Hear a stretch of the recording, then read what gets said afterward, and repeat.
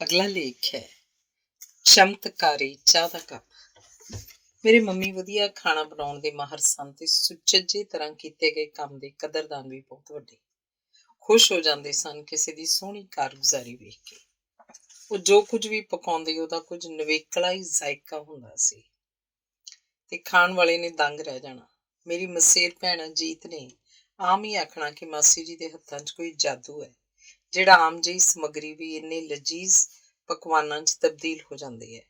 ਅਸਲ 'ਚ ਮੰਮੀ ਬਹੁਤ ਮਿਹਨਤ ਤੇ ਲਗਨ ਨਾਲ ਚਾੜਨ ਪਕਾਉਣ ਦਾ ਕੰਮ ਕਰਦੇ ਸਨ। ਇਹ ਉਹਨਾਂ ਦਾ ਪਸੰਦੀਦਾ ਕਾਰਜ ਵੀ ਸੀ, ਬਿਲਕੁਲ ਇਬਾਦਤ ਕਰਨ ਵਰਗਾ। ਖਾਣਾ ਪਕਾਉਣ ਬਾਰੇ ਕੁਝ ਕੁ ਤਾਂ ਮੰਮੀ ਦੇ ਪੱਕੇ ਅਸੂਲ ਹੀ ਸਨ, ਜਿਵੇਂ ਸਬਜ਼ੀਆਂ 'ਚ ਥਿੰਦਾਈ ਬਿਲਕੁਲ ਘੱਟ ਤੇ ਮਿਰਚ ਮਸਾਲਾ ਨਾ ਦੇ ਬਰਾਬਰ। ਇਸ ਆਦਤ ਸਦਕਾ ਹਰ ਸਬਜ਼ੀ 'ਚ ਉਹਦਾ ਮੌਲਿਕ ਸਵਾਦ ਬਰਕਰਾਰ ਰਹਿੰਦਾ ਸੀ। ਫੁਲਕੇ ਜਾਂ ਪਰਾਂਠੇ ਨੂੰ ਤਵੇ ਤੇ ਕਦੇ ਨਾ ਤਲਣ ਬਾਰੇ ਵੀ ਉਹਨਾਂ ਦੇ ਵਿਚਾਰ ਇੱਕਦਮ ਸਪਸ਼ਟ ਸਨ। ਜ਼ਾਹਿਰ ਹੈ ਕਿ ਉਹਨਾਂ ਵੱਲੋਂ ਤਿਆਰ ਕੀਤਾ ਗਿਆ ਖਾਣਾ ਪੇਟ ਨੂੰ ਬਹੁਤ ਸੁੱਖ ਆਉਂਦਾ ਸੀ। ਜਿਸ ਤਰ੍ਹਾਂ ਦੀਆਂ ਖੁਰਾਕ ਨਾਲ ਸੰਬੰਧਿਤ ਗੱਲਾਂ ਮੰਮੀ ਆਮ ਹੀ ਦੱਸਦੇ ਰਹਿੰਦੇ ਸਨ, ਉਹ ਅੱਜ ਕੱਲ੍ਹ ਪੜ੍ਹਨ ਸੁਣਨ ਨੂੰ ਬਹੁਤ ਮਿਲਦੀਆਂ ਰਹਿੰਦੀਆਂ ਹਨ। ਲੋਕੀ ਸ਼ਾਇਦ ਇਸ ਵਿਸ਼ੇ ਪ੍ਰਤੀ ਪਹਿਲਾਂ ਨਾਲੋਂ ਵਧੇਰੇ ਜਾਗਰੂਕ ਹੋ ਗਏ ਹਨ। ਇਹਨਾਂ ਹੀ ਸਾਰੀਆਂ ਗੱਲਾਂ ਸਦਕਾ ਤੇ ਹੋਰ ਵੀ ਸਭ ਤਰ੍ਹਾਂ ਨਾਲ ਖਿਆਲ ਰੱਖਦੇ ਰਹੇ ਹੋਣ ਕਰਕੇ ਮੇਰੇ ਮਾਤਾ ਜੀ ਨੇ ਆਪਣੇ ਤਕਰੀਬਨ 9 ਦਹਾਕਿਆਂ ਦੇ ਜੀਵਨ 'ਚ ਸਿਹਤ ਸੰਬੰਧੀ ਕੋਈ ਜ਼ਿਕਰਯੋਗ ਸਮੱਸਿਆ ਨਹੀਂ ਹੰਢਾਈ। ਮੇਰੇ ਪਿਤਾ ਜੀ ਮੇਰੇ ਮੰਮੀ ਦੇ ਸਾਰੇ ਕੰਮਾਂ 'ਚ ਹਾਸਲ ਕੀਤੀ ਮੁਹਾਰਤ ਨੂੰ ਮੰਨਦੇ ਸਨ ਤੇ ਇਸੇ ਕਰਕੇ ਆਮ ਹੀ ਉਹਨਾਂ ਨੇ ਮੈਨੂੰ ਮੰਮੀ ਤੋਂ ਸਾਰੇ ਕੰਮ ਚੰਗੀ ਤਰ੍ਹਾਂ ਸਿੱਖਣ ਦਾ ਮਸ਼ਵਰਾ ਦੇਣਾ। ਉਹਨਾਂ ਦੇ ਮਨ 'ਚ ਚਾਅ ਸੀ ਕਿ ਉਹਨਾਂ ਦੀ ਧੀ ਵੱਧ ਤੋਂ ਵੱਧ ਚੰਗੇ ਕੰਮ ਕਰਨੇ ਸਿੱਖੇ। ਪਿਤਾ ਜੀ ਖਾਣਾ ਤਿਆਰ ਕਰਕੇ ਉਸਨੂੰ ਸੋਹਣੀ ਤਰ੍ਹਾਂ ਢੁਕਵੇਂ ਬਰਤਨਾਂ 'ਚ ਪਰੋਸਣ ਦੇ ਬਾਰੇ ਵੀ ਕਈ ਗੱਲਾਂ ਸ਼ੌਕ ਨਾਲ ਸਾਂਝੀਆਂ ਕਰਦੇ ਰਹਿੰਦੇ ਸਨ। ਮਾਪਿਆਂ ਨੇ ਮੈਨੂੰ ਖਾਣੇ ਨਾਲ ਸੰਬੰਧਿਤ ਕਈ ਸੂਖਮ ਹਕੀਕਤਾਂ ਪ੍ਰਤੀ ਸੁਚੇਤ ਕੀਤਾ, ਜੋ ਅੱਜ ਵੀ ਮੇਰੀ ਜ਼ਿੰਦਗੀ ਨੂੰ ਸੁਖਾਲਾ ਕਰਨ 'ਚ ਸਹਾਈ ਸਿੱਧ ਹੋ ਰਹੀਆਂ ਹਨ। ਪਾਣੀ ਤੋਂ ਬਾਅਦ ਦੁਨੀਆ 'ਚ ਸਭ ਤੋਂ ਵੱਧ ਪੀਤੀ ਤੇ ਪਸੰਦ ਕੀਤੀ ਜਾਣ ਵਾਲੀ ਚਾਹ ਦੇ ਵੀ ਚੰਗੇ ਪਾਰਖੂ ਸਨ ਮੰਮੀ। ਚਾਹ ਦੇ ਬਾਰੇ ਉਹਨਾਂ ਦਾ ਇਹ ਵਿਚਾਰ ਸੀ ਕਿ ਦਿਨ 'ਚ 2 ਤੋਂ ਵੱਧ ਵਾਰ ਨਹੀਂ ਪੀਣੀ ਚਾਹੀਦੀ। ਬਸ ਇੱਕ ਕੱਪ ਸਵੇਰੇ ਤੇ ਇੱਕ ਸ਼ਾਮ ਸਮੇਂ ਤੇ ਖਾਲੀ ਪੇਟ ਕਦੀ ਵੀ ਨਹੀਂ। ਦਿਨ ਦਾ ਮੁੱਢ ਕੋਈ ਫਲ ਜਿਵੇਂ ਕੇਲਾ ਸੇਬ ਆਦਿ ਖਾ ਕੇ ਬੰਨਣ 'ਚ ਵਿਸ਼ਵਾਸ ਕਰਦੇ ਸਨ। ਇਹ 4 ਦਹਾਕਿਆਂ ਤੋਂ ਵੀ ਪਹਿਲਾਂ ਦੀ ਗੱਲ ਹੈ, ਜਦੋਂ ਲੋਕਾਂ ਨੇ ਅਜੇ ਘਰਾਂ 'ਚ ਕੋਈ ਗਾਂ ਮੱਝ ਆਦਿ ਪਸ਼ੂ ਰੱਖਿਆ ਹੁੰਦਾ ਸੀ। ਮੰਮੀ ਨੇ ਘਰੋਂ ਇੱਕ ਸਟੀਲ ਦੀ ਲਿਸ਼ਕਦੀ ਬਾਲਟੀ ਲੈ ਕੇ ਸੰਝ ਸਮੇਂ ਆਪਣੇ ਘਰੋਂ ਨੇੜੇ ਪੈਂਦੇ ਇੱਕ ਘਰ ਜਾਣਾ ਤੇ ਉਹਨਾਂ ਨੇ ਸਾਹਮਣੇ ਤਾਜ਼ਾ ਦੁੱਧ ਚੋ ਕੇ ਮੰਮੀ ਨੂੰ ਲੋੜੀਂਦੀ ਮਿਕਦਾਰ 'ਚ ਦੇ ਦੇਣਾ, ਭਾਵ ਕਿ ਮੰਮੀ ਐਨ ਖਾਲਸ ਦੁੱਧ ਬਗੈਰ ਕਿਸੇ ਮਿਲਾਵਟ ਦੇ ਮੁੱਲ ਲੈਂਦੇ ਸਨ। ਘਰ ਪਹੁੰਚ ਕੇ ਮੰਮੀ ਉਸ ਵਿੱਚੋਂ ਚਾਹ ਵਿੱਚ ਪਾਉਣ ਜੋਗਾ ਦੁੱਧ ਨਾਪ ਕੇ ਕੱਚਾ ਹੀ ਰੱਖ ਲੈਂਦੇ ਸਨ। ਚਾਹ ਬਣਾਉਣ ਲਈ ਉਹ ਪਾਣੀ ਨੂੰ ਉਬਾਲ ਕੇ ਵਿੱਚੋਂ ਕੁਝ ਇੱਕ ਵੱਖਰੇ ਰੱਖੇ ਹੋਏ ਕੱਚ ਦੇ ਗਲਾਸ ਚਾਹ ਪੱਤੀ ਪਾ ਕੇ ਉੱਪਰੋਂ ਪਾ ਕੇ ਢੱਕ ਦਿੰਦੇ ਸਨ। ਫਿਰ ਬਾਕੀ ਬਚਦੇ ਪਾਣੀ 'ਚ ਕੱਚਾ ਦੁੱਧ ਪਾ ਕੇ ਉਬਾਲ ਲੈਣਾ ਤੇ ਫਿਰ ਚੁੱਲ੍ਹਾ ਬੰਦ ਕਰਕੇ ਵਿੱਚ ਚਾਹ ਪੱਤੀ ਵਾਲਾ ਮਿਸ਼ਰਣ ਘੋਲ ਤੇ ਕੁਝ ਚੀਨੀ ਉਸ 'ਚ ਰਲਾ ਦੇਣਾ। ਉਹਨਾਂ ਦੁਆਰਾ ਬਣਾਈ ਚਾਹ ਦਾ ਸਵਾਦ ਬਹੁਤ ਵਧੀਆ ਤੇ ਨਿਵੇਕਲਾ ਹੁੰਦਾ ਸੀ। ਚਾਹ ਪੱਤੀ ਨੂੰ ਚੁੱਲ੍ਹੇ ਤੇ ਉਬਾਲਣ ਦੇ ਉਹ ਬਿਲਕੁਲ ਖਿਲਾਫ ਸਨ। ਫਿਰ ਕਦੇ ਕਦੇ ਚਾਹ ਵਾਲੇ ਪਾਣੀ ਵਿੱਚ ਦਾਲਚੀਨੀ, ਇਲਾਚੀ, ਅਦਰਕ ਜਾਂ ਨਿੰਬੂ ਘਾਹ ਦਾ ਪੱਤਾ ਪਾ ਕੇ ਵੀ ਉਬਾਲ ਲੈਂਦੇ ਤੇ ਆਖਦੇ, ਇਸ ਤਰ੍ਹਾਂ ਤਿਆਰ ਕੀਤੀ ਹੋਈ ਚਾਹ ਦੇ ਅਣਗਿਣਤ ਲਾਭ ਹਨ, ਬਜ਼ੁਰਗਾਂ ਲਈ ਤਾਂ ਹੋਰ ਵੀ ਵਧੇਰੇ। ਮੰਮੀ ਚਾਹ ਪੱਤੀ ਦੀ ਕਿਸਮ ਬਾਰੇ ਵੀ ਬੜੇ ਸੁਚੇਤ ਸਨ। ਮੈਨੂੰ ਮੰਮੀ ਦੁਆਰਾ ਬਣਾਈ ਹੋਈ ਚਾਹ ਦੀ ਅਸਲ ਅਹਿਮੀਅਤ ਦੇ ਸਵਾਦ ਵਿਆਹ ਤੋਂ ਮਗਰੋਂ ਹੀ ਪਤਾ ਲੱਗਿਆ, ਕਿਉਂਕਿ ਮੈਂ ਚਾਹ ਲਗਾਤਾਰ ਉਦੋਂ ਤੋਂ ਹੀ ਪੀਣੀ ਸ਼ੁਰੂ ਕੀਤੀ। ਪਹਿਲਾਂ ਤੋਂ ਉਬਲੇ ਹੋਏ ਦੁੱਧ ਤੋਂ ਬਣੀ ਚਾਹ ਦਾ ਸਵਾਦ ਸੱਚਮੁੱਚ ਹੀ ਕੱਚੇ ਦੁੱਧ ਵਾਲੀ ਚਾਹ ਦੇ ਤਾਂ ਨੇੜੇ ਵੀ ਨਹੀਂ ਢੁੱਕਦਾ। ਇਹ ਇੱਕ ਐਨ ਅਜ਼ਮਾ ਕੇ ਵੇਖਣ ਲਾਇਕ ਗੱਲ ਹੈ। ਸਮਾਂ ਪਾ ਕੇ ਮੇਰੇ ਜੀਵਨ ਸਾਥੀ ਨੇ ਵੀ ਐਨ ਉਸੇ ਤਰ੍ਹਾਂ ਚਾਹ ਬਣਾਉਣ ਦਾ ਰੁਝਾਨ ਬਣਾ ਲਿਆ। ਹੁਣ ਜਦੋਂ ਅਸੀਂ ਆਪ ਉਮਰ 'ਚ ਵੱਡੇ ਹੋ ਰਹੇ ਹਾਂ ਤਾਂ ਹਾਲਤ ਇਹ ਹੈ ਕਿ ਜਦੋਂ ਮੈਂ ਘਰ ਦੇ ਕੋਈ ਕੰਮ ਕਰ ਰਹੀ ਹੋਵਾਂ ਜਾਂ ਨਾਸ਼ਤਾ ਤਿਆਰ ਕਰਨ 'ਚ ਰੁੱਝੀ ਹੋਵਾਂ ਤਾਂ ਜਿਹੜਾ ਚਾਹ ਦਾ ਕੱਪ ਮੇਰੇ ਸਾਥੀ ਨੇ ਪਿੱਛੋਂ ਬਣਾ ਕੇ ਦੇਣਾ ਹੁੰਦਾ ਹੈ, ਉਹਦਾ ਮਹਿਜ਼ ਖਿਆਲ ਹੀ ਸਾਰੀ ਥਕਾਵਟ ਲਾ ਦਿੰਦਾ ਹੈ। ਜਾਪਦਾ ਹੈ ਕਿ ਵਧੀਆ ਬਣੀ ਹੋਈ ਚਾਹ ਦਾ ਇੱਕ ਕੱਪ ਕਿਸੇ ਵੀ ਤਰ੍ਹਾਂ ਦੇ ਹਾਲਾਤ ਨੂੰ ਸੁਖਾਵੇਂ ਤੇ ਖੁਸ਼ਗਵਾਰ ਬਣਾਉਣ ਦੀ ਸ਼ਕਤੀ ਰੱਖਦਾ ਹੈ। ਫਿਰ ਮੈਨੂੰ ਹਰ ਰੋਜ਼ ਸ਼ਾਮ ਨੂੰ ਵੀ ਇਸ ਚਮਤਕਾਰੀ ਚਾਹ ਦੇ ਕੱਪ ਦਾ ਆਨੰਦ ਮਾਣਨ ਦੀ ਬੜੇ ਚਾਅ ਨਾਲ ਉਡੀਕ ਰਹਿੰਦੀ ਹੈ। ਉਪਰੋਕਤ ਬਾਤਾਂ ਨੇ ਮੈਨੂੰ ਪੁਰਾਣੇ ਵੇਲਿਆਂ ਵਿੱਚ ਆਪਣੇ ਪਿਤਾ ਜੀ ਤੋਂ ਆਮ ਹੀ ਸੁਣੀਆਂ ਹੋਈਆਂ ਸਤਰਾਂ ਚੇਤੇ ਕਰਵਾ ਦਿੱਤੀਆਂ ਹਨ। ਚਾय पीने से जो आ जाती है चेहरे पे रौनक, लोग समझते हैं बीमार का हाल अच्छा है। ਅਗਲਾ ਲੇਖ ਹੈ ਸੜਕ ਨੇ ਆਖਿਆ। ਕੁਝ ਦਿਨ ਪਹਿਲਾਂ ਸ਼ਹਿਰ ਤੋਂ ਬਾਹਰ ਜਾਣ ਦਾ ਸਬੱਬ ਬਣਿਆ। ਸ਼ਾਹ ਰਾਹ ਤੋਂ ਜਾਣਾ ਸੀ। ਬੜਾ ਸਾਫ਼ ਤੇ ਸ਼ਾਂਤ ਜਿਹਾ ਦਿਨ, ਅੰਬਰਾਂ 'ਚ ਲਿਸ਼ਕਦਾ ਸੂਰਜ, ਮਾਘ ਦੇ ਠਰੇ ਹੋਏ ਦਿਨੀ ਕੋਸੀ ਕੋਸੀ ਧੁੱਪ ਰਾਹੀਂ ਬਗੈਰ ਕਿਸੇ ਉਚੇਚ ਜਾਂ ਮੁੱਲ ਦੇ ਸਭਨਾਂ ਨੂੰ ਇੱਕਸਾਰ ਨਿੱਘ ਵੰਡਣ 'ਚ ਮਗਨ ਸੀ। ਅਚਾਨਕ ਸੁਨਹਿਰੀ ਧੁੱਪ 'ਚ ਡਲਕਾਂ ਮਾਰਦੀ ਸੜਕ ਨੇ ਆਪਣੇ ਵੱਲ ਧਿਆਨ ਦਿਵਾਇਆ। ਮਨ ਨੂੰ ਚੰਗਾ ਚੰਗਾ ਜਿਹਾ ਮਹਿਸੂਸ ਹੋਇਆ। ਆਖਿਰ ਜਦੋਂ ਵੀ ਅਸੀਂ ਘਰੋਂ ਬਾਹਰ ਨਿਕਲਦੇ ਹਾਂ ਤਾਂ ਸਭ ਤੋਂ ਪਹਿਲਾਂ ਸੜਕ ਨਾਲ ਹੀ ਤਾਂ ਵਾਸਤਾ ਪੈਂਦਾ ਤੇ ਇਹ ਮੰਜ਼ਿਲ ਤੱਕ ਪੁੱਜਦਾ ਕਰਨ ਲਈ ਤੋੜ ਤੱਕ ਸਾਥ ਦਿੰਦੀ ਹੈ। ਸਮਝੋ ਕਿ ਸਫ਼ਰ ਤੇ ਨਿਕਲੀ ਹਰ ਪਾਂਧੀ ਦੀ ਹਮਸਫ਼ਰ ਹੁੰਦੀ ਹੈ ਇਹ ਸੜਕ, ਭਾਵੇਂ ਇਹਦੀ ਸ਼ਕਲ ਕੋਈ ਵੀ ਹੋਵੇ। ਅਚਾਨਕ ਜਾਪਿਆ ਜਿਵੇਂ ਕਿਸੇ ਨੇ ਮੈਨੂੰ ਮੁਖਾਤਿਬ ਹੋ ਕੇ ਕੁਝ ਆਖਿਆ ਹੋਵੇ, ਪਰ ਨੇੜੇ ਤੇੜੇ ਤਾਂ ਕੋਈ ਹੈ ਨਹੀਂ ਸੀ। ਮੈਨੂੰ ਇੱਧਰ ਉੱਧਰ ਵੇਖਦਿਆਂ ਤੱਕ ਕੇ ਸੜਕ ਹੱਸ ਪਈ ਤੇ ਬੋਲੀ, ਇਹ ਮੈਂ ਬੋਲੀ ਹਾਂ ਜੀ। ਤੁਹਾਡੇ ਚਿਹਰੇ ਦੇ ਹਾਵ ਭਾਵ ਦੱਸਦੇ ਨੇ ਕਿ ਤੁਸੀਂ ਮੇਰੀ ਚੰਗੀ ਹਾਲਤ ਨੂੰ ਵੇਖ ਕੇ ਖੁਸ਼ ਹੋਏ ਹੋ। ਬਸ ਇਸੇ ਕਰਕੇ ਮੇਰਾ ਤੁਹਾਡੇ ਨਾਲ ਕੁਝ ਬਾਤਾਂ ਕਰਨ ਨੂੰ ਜੀ ਕਰ ਆਇਆ। ਹੁਣ ਸੜਕ ਨੂੰ ਬੋਲਦਿਆਂ ਸੁਣਨਾ ਹੈ ਤਾਂ ਬੜੀ ਓਪਰੇ ਤੇ ਹੈਰਾਨ ਕਰਨ ਵਾਲੀ ਬਾਤ, ਪਰ ਸੋਚਿਆ ਕਿ ਜੀਵਨ 'ਚ ਬੜਾ ਕੁਝ ਉਹ ਵਾਪਰਦਾ ਹੈ ਜਿਹੜਾ ਸਾਡੀਆਂ ਕਿਆਸ ਸਰਾਈਆਂ ਤੋਂ ਪਰਾਂ ਹੁੰਦਾ ਹੈ। ਸੜਕ ਵਿਚਾਰੀ ਦਾ ਵੀ ਕਦੇ ਆਪਣੇ ਅੰਦਰਲੇ ਭਾਵ ਵਿਅਕਤ ਕਰਨ ਨੂੰ ਦਿਲ ਕਰਦਾ ਹੋਏਗਾ ਨਾ। ਅਜਿਹਾ ਸੰਭਵ ਤਦ ਹੀ ਹੋਏਗਾ ਜੇ ਕੋਈ ਇਹਨੂੰ ਗੌਰ ਨਾਲ ਸੁਣਨ ਨੂੰ ਤਿਆਰ ਹੋਵੇ। ਨਾਲੇ ਸੜਕ ਦੀਆਂ ਗੱਲਾਂ ਸੁਣਨ ਸਦਕਾ ਸਫ਼ਰ ਦੇ ਰੋਚਕ, ਵਿਲੱਖਣ ਤੇ ਸ਼ਾਇਦ ਭੁੱਲ ਬਣ ਜਾਣ ਦੀ ਜਿਹੜੀ ਸੰਭਾਵਨਾ ਉਜਾਗਰ ਹੋ ਗਈ ਸੀ, ਉਹਨੂੰ ਨਜ਼ਰਅੰਦਾਜ਼ ਕਰਨਾ ਵੀ ਮੈਨੂੰ ਕੋਈ ਵਧੀਆ ਗੱਲ ਨਹੀਂ ਲੱਗੀ। ਸੜਕ ਨੂੰ ਪਹਿਲਾਂ ਵੀ ਕਿਸੇ ਰਾਹਗੀਰ ਨਾਲ ਆਪਣੇ ਮਨੋਭਾਵ ਸਾਂਝੇ ਕਰਨ ਦਾ ਅਵਸਰ ਪ੍ਰਾਪਤ ਹੋ ਚੁੱਕਾ ਸੀ। ਹੁੰਦਾ ਹੈ ਕੋਈ ਟਾਵਾਂ ਜਿਹੜਾ ਮੇਰੇ ਨਾਲ ਗੱਲ ਕਰਨ ਸੁਣਨ ਵਿੱਚ ਰੁਚੀ ਰੱਖਦਾ ਹੋਵੇ, ਪਰ ਮੈਨੂੰ ਇੰਨੇ ਦਾ ਹੀ ਬੜਾ ਆਸਰਾ ਹੋ ਜਾਂਦਾ ਹੈ। ਭਲਾ ਹੋਵੇ ਉਹਨਾਂ ਪਾਂਧੀਆਂ ਦਾ ਜਿਨ੍ਹਾਂ ਨੇ ਮੇਰੀਆਂ ਭਾਵਨਾਵਾਂ ਨੂੰ ਅਹਿਮੀਅਤ ਦਿੱਤੀ। ਸੜਕ ਤੁਰਨ ਦੇ ਨਾਲ ਨਾਲ ਅੰਦਰਲਾ ਗੁਬਾਰ ਕੱਢ ਕੇ ਆਪਣਾ ਮਨ ਵੀ ਹੌਲਾ ਕਰਦੀ ਜਾ ਰਹੀ ਸੀ। ਕਮਾਲ ਦੀ ਬਾਤ ਇਹ ਹੈ ਕਿ ਸੜਕ ਲਗਾਤਾਰ ਬੋਲਦੀ ਰਹੀ, ਜਿਵੇਂ ਉਹ ਹੱਥ ਆਇਆ ਦੁਰਲੱਭ ਮੌਕਾ ਗਵਾਉਣਾ ਨਾ ਚਾਹੁੰਦੀ ਹੋਵੇ। ਉਹਨੇ ਸ਼ਾਇਦ ਹੀ ਆਪਣੇ ਨਾਲ ਸੰਬੰਧਿਤ ਕੋਈ ਵਿਸ਼ਾ ਅਣਛੋਹਿਆ ਛੱਡਿਆ ਹੋਵੇ। ਪੇਸ਼ ਨੇ ਉਹਦੀਆਂ ਕੁਝ ਚੋਣਵੀਆਂ ਟਿੱਪਣੀਆਂ। ਮੈਂ ਤਾਂ ਸਭਨਾਂ ਦਾ ਭਲਾ ਮੰਗਦੀ ਹਾਂ ਤੇ ਆਪਣੇ ਵੱਲੋਂ ਹਰ ਇੱਕ ਦੀ ਮਦਦ ਕਰਨ 'ਚ ਤਤਪਰ ਰਹਿੰਦੀ ਹਾਂ। ਅਜੋਕੇ ਸਮੇਂ 'ਚ ਆਈ ਤਬਦੀਲੀ ਮੈਨੂੰ ਅਚੰਭਤ ਕਰਦੀ ਹੈ। ਉਹ ਵਕਤ ਵੀ ਹੰਢਾਏ ਨੇ ਜਦੋਂ ਇੱਥੇ ਉਜਾੜ ਸੁੰਨਸਾਨ ਪਈ ਹੁੰਦੀ ਸੀ ਤੇ ਹਰ ਪਾਸੇ ਚੁੱਪ ਪਸਰੀ ਹੋਣੀ। ਮਸਾਂ ਹੀ ਕਿਸੇ ਰਾਹੀ ਜਾਂ ਬੈਲ ਗੱਡੀ ਯਾਦ ਨੇ ਲੰਘਣਾ, ਤੇ ਹੁਣ ਮੇਰੇ ਤੋਂ ਕਦੇ ਤਾਂ ਵਾਹਨਾਂ ਦੀ ਗਿਣਤੀ ਸਾਂਭੀ ਨਹੀਂ ਜਾਂਦੀ। ਹਾਲਾਂਕਿ ਮੇਰਾ ਆਕਾਰ ਮੁਕਾਬਲਤਨ ਵੱਡਾ ਵੀ ਕੀਤਾ ਗਿਆ। ਫਿਰ ਉੱਤੋਂ ਪ੍ਰਦੂਸ਼ਿਤ ਹਵਾ 'ਚ ਸਾਹ ਲੈਣਾ ਵੀ ਔਖਾ। ਇਹ ਜਿਹੜੇ ਮੇਰੇ ਕੰਢੇ ਤੇ ਰੁੱਖ ਖੜੇ ਨੇ, ਇਹ ਮੇਰੇ ਸੱਚੇ ਸਾਥੀ ਨੇ, ਗਰਮੀ ਸਰਦੀ ਤੋਂ ਬਚਾਉਂਦੇ। ਇਹਨਾਂ ਦੇ ਖਿੜਦੇ ਫੁੱਲ ਤਾਂ ਮੈਨੂੰ ਧੁਰ ਅੰਦਰ ਤੱਕ ਮਹਿਕਾਉਂਦੇ ਤੇ ਲੋੜ ਪੈਣ ਤੇ ਹਮਦਰਦੀ ਜਤਾਉਂਦੇ ਹਨ। ਆਪਣੇ ਵੱਲੋਂ ਤਾਂ ਵਿਚਾਰੇ ਮੇਰੇ ਸਾਹ ਲੈਣ ਲਈ ਹਵਾ ਨੂੰ ਵੀ ਸਾਫ਼ ਕਰਨ ਦੀ ਕੋਸ਼ਿਸ਼ ਕਰਦੇ ਨੇ, ਪਰ ਹਾਰ ਹੁੱਟ ਜਾਂਦੇ ਨੇ। ਇੰਨੇ ਬੋਝ ਤੋਂ ਇਹਨਾਂ ਸਦਕਾ ਹੀ ਮੈਨੂੰ ਵੰਨ-ਸੁਵੰਨੇ ਪੰਛੀਆਂ ਦੇ ਸੁਰੀਲੇ ਗੀਤ ਵੀ ਸੁਣਨ ਨੂੰ ਮਿਲ ਜਾਂਦੇ ਨੇ। ਰੁੱਖਾਂ ਦਾ ਜ਼ਿਕਰ ਕਰਦਿਆਂ ਸੜਕ ਦੇ ਚਿਹਰੇ ਤੇ ਇੱਕ ਅਦਭੁਤ ਜਿਹਾ ਖੇੜਾ ਆ ਗਿਆ। ਫਿਰ ਸੜਕ ਨੇ ਆਪਣੇ ਵੱਲ ਹੀ ਨਿਹਾਰਦਿਆਂ ਹੌਲੇ ਜਿਹੇ ਬੋਲਦਿਆਂ ਜਿਵੇਂ ਆਪਣੇ ਆਪ ਨਾਲ ਸੰਵਾਦ ਰਚਾਇਆ। ਉਂਝ ਮੈਨੂੰ ਤੁਸਾਂ ਮਨੁੱਖਾਂ ਤੋਂ ਬਹੁਤ ਸ਼ਿਕਵਾ ਤਾਂ ਨਹੀਂ, ਇੱਥੇ ਮੇਰੀ ਚੰਗੀ ਹਾਲਤ ਏ, ਪਰ ਕਦੇ ਕਦਾਈ ਜਦੋਂ ਕਿਸੇ ਥਾਂ ਤੋਂ ਮੈਂ ਟੁੱਟੀ ਫੁੱਟੀ ਹੁੰਦੀ ਹਾਂ ਤੇ ਲੰਘੇ ਜਾਂਦੇ ਰਾਹੀਆਂ ਨੂੰ ਮੁਸ਼ਕਲਾਂ ਦਰਪੇਸ਼ ਹੁੰਦੀਆਂ ਨੇ ਤਾਂ ਮੈਨੂੰ ਹੀ ਕਸੂਰਵਾਰ ਠਹਿਰਾਉਣ ਲੱਗ ਜਾਂਦੇ ਨੇ। ਕੁਝ ਰੁਕ ਕੇ ਮੇਰੇ ਵੱਲ ਵੇਖ ਕੇ ਪੁੱਛਦੀ, ਇਹ ਤਾਂ ਠੀਕ ਨਹੀਂ ਨਾ? ਇੰਝ ਮੇਰੇ ਮਨ ਨੂੰ ਬੜੀ ਠੇਸ ਪਹੁੰਚਦੀ ਹੈ। ਬਗੈਰ ਮੇਰੇ ਹੁੰਗਾਰੇ ਦੀ ਉਡੀਕ ਕੀਤਿਆਂ ਸੜਕ ਅੱਗੋਂ ਬੋਲੀ, ਮਨੁੱਖ ਜਦੋਂ ਮੇਰੇ ਤੋਂ ਇੰਨਾ ਲਾਭ ਲੈ ਰਹੇ ਨੇ ਤਾਂ ਮੇਰੀ ਸਲਾਮਤੀ ਦੀ ਕੁਝ ਫਿਕਰ ਤਾਂ ਉਹਨਾਂ ਨੂੰ ਹੋਣੀ ਚਾਹੀਦੀ ਹੈ। ਉਂਝ ਵੀ ਸੋਚੋ, ਅਜੋਕੇ ਸਮੇਂ ਮੁਕਾਬਲਤਨ ਕਿੰਨਾ ਬੋਝ ਏ ਮੇਰੇ ਤੇ। ਦੂਜੇ ਪਾਸੇ ਮੈਂ ਕਦੇ ਖੁਸ਼ ਵੀ ਬਹੁਤ ਹੁੰਦੀ ਹਾਂ ਜਦੋਂ ਮੇਰੀ ਚੰਗੀ ਸਾਂਭ ਸੰਭਾਲ ਦੇ ਨਾਲ ਨਾਲ ਮੇਰੇ ਕਿਨਾਰਿਆਂ ਤੇ ਵੰਨ-ਸੁਵੰਨੇ ਚਿੰਨ੍ਹਾਂ ਤੇ ਇਬਾਰਤਾਂ ਵਾਲੇ ਸੋਹਣੇ ਬੋਰਡ ਰਾਹਗੀਰਾਂ ਦੇ ਮਾਰਗਦਰਸ਼ਨ ਲਈ ਲਗਾਏ ਜਾਂਦੇ ਨੇ। ਹੁਣ ਜਦੋਂ ਸੜਕ ਨੂੰ ਮੇਰੇ ਪ੍ਰਤੀਕਰਮ ਵੇਖ ਸੁਣ ਕੇ ਸਪਸ਼ਟ ਹੋ ਗਿਆ ਕਿ ਮੈਨੂੰ ਉਹਦੀਆਂ ਬਾਤਾਂ 'ਚ ਦਿਲਚਸਪੀ ਹੈ, ਤਾਂ ਉਹਨੇ ਇੱਕ ਹੋਰ ਅੰਦਰਲੀ ਗੱਲ ਸਾਂਝੀ ਕੀਤੀ।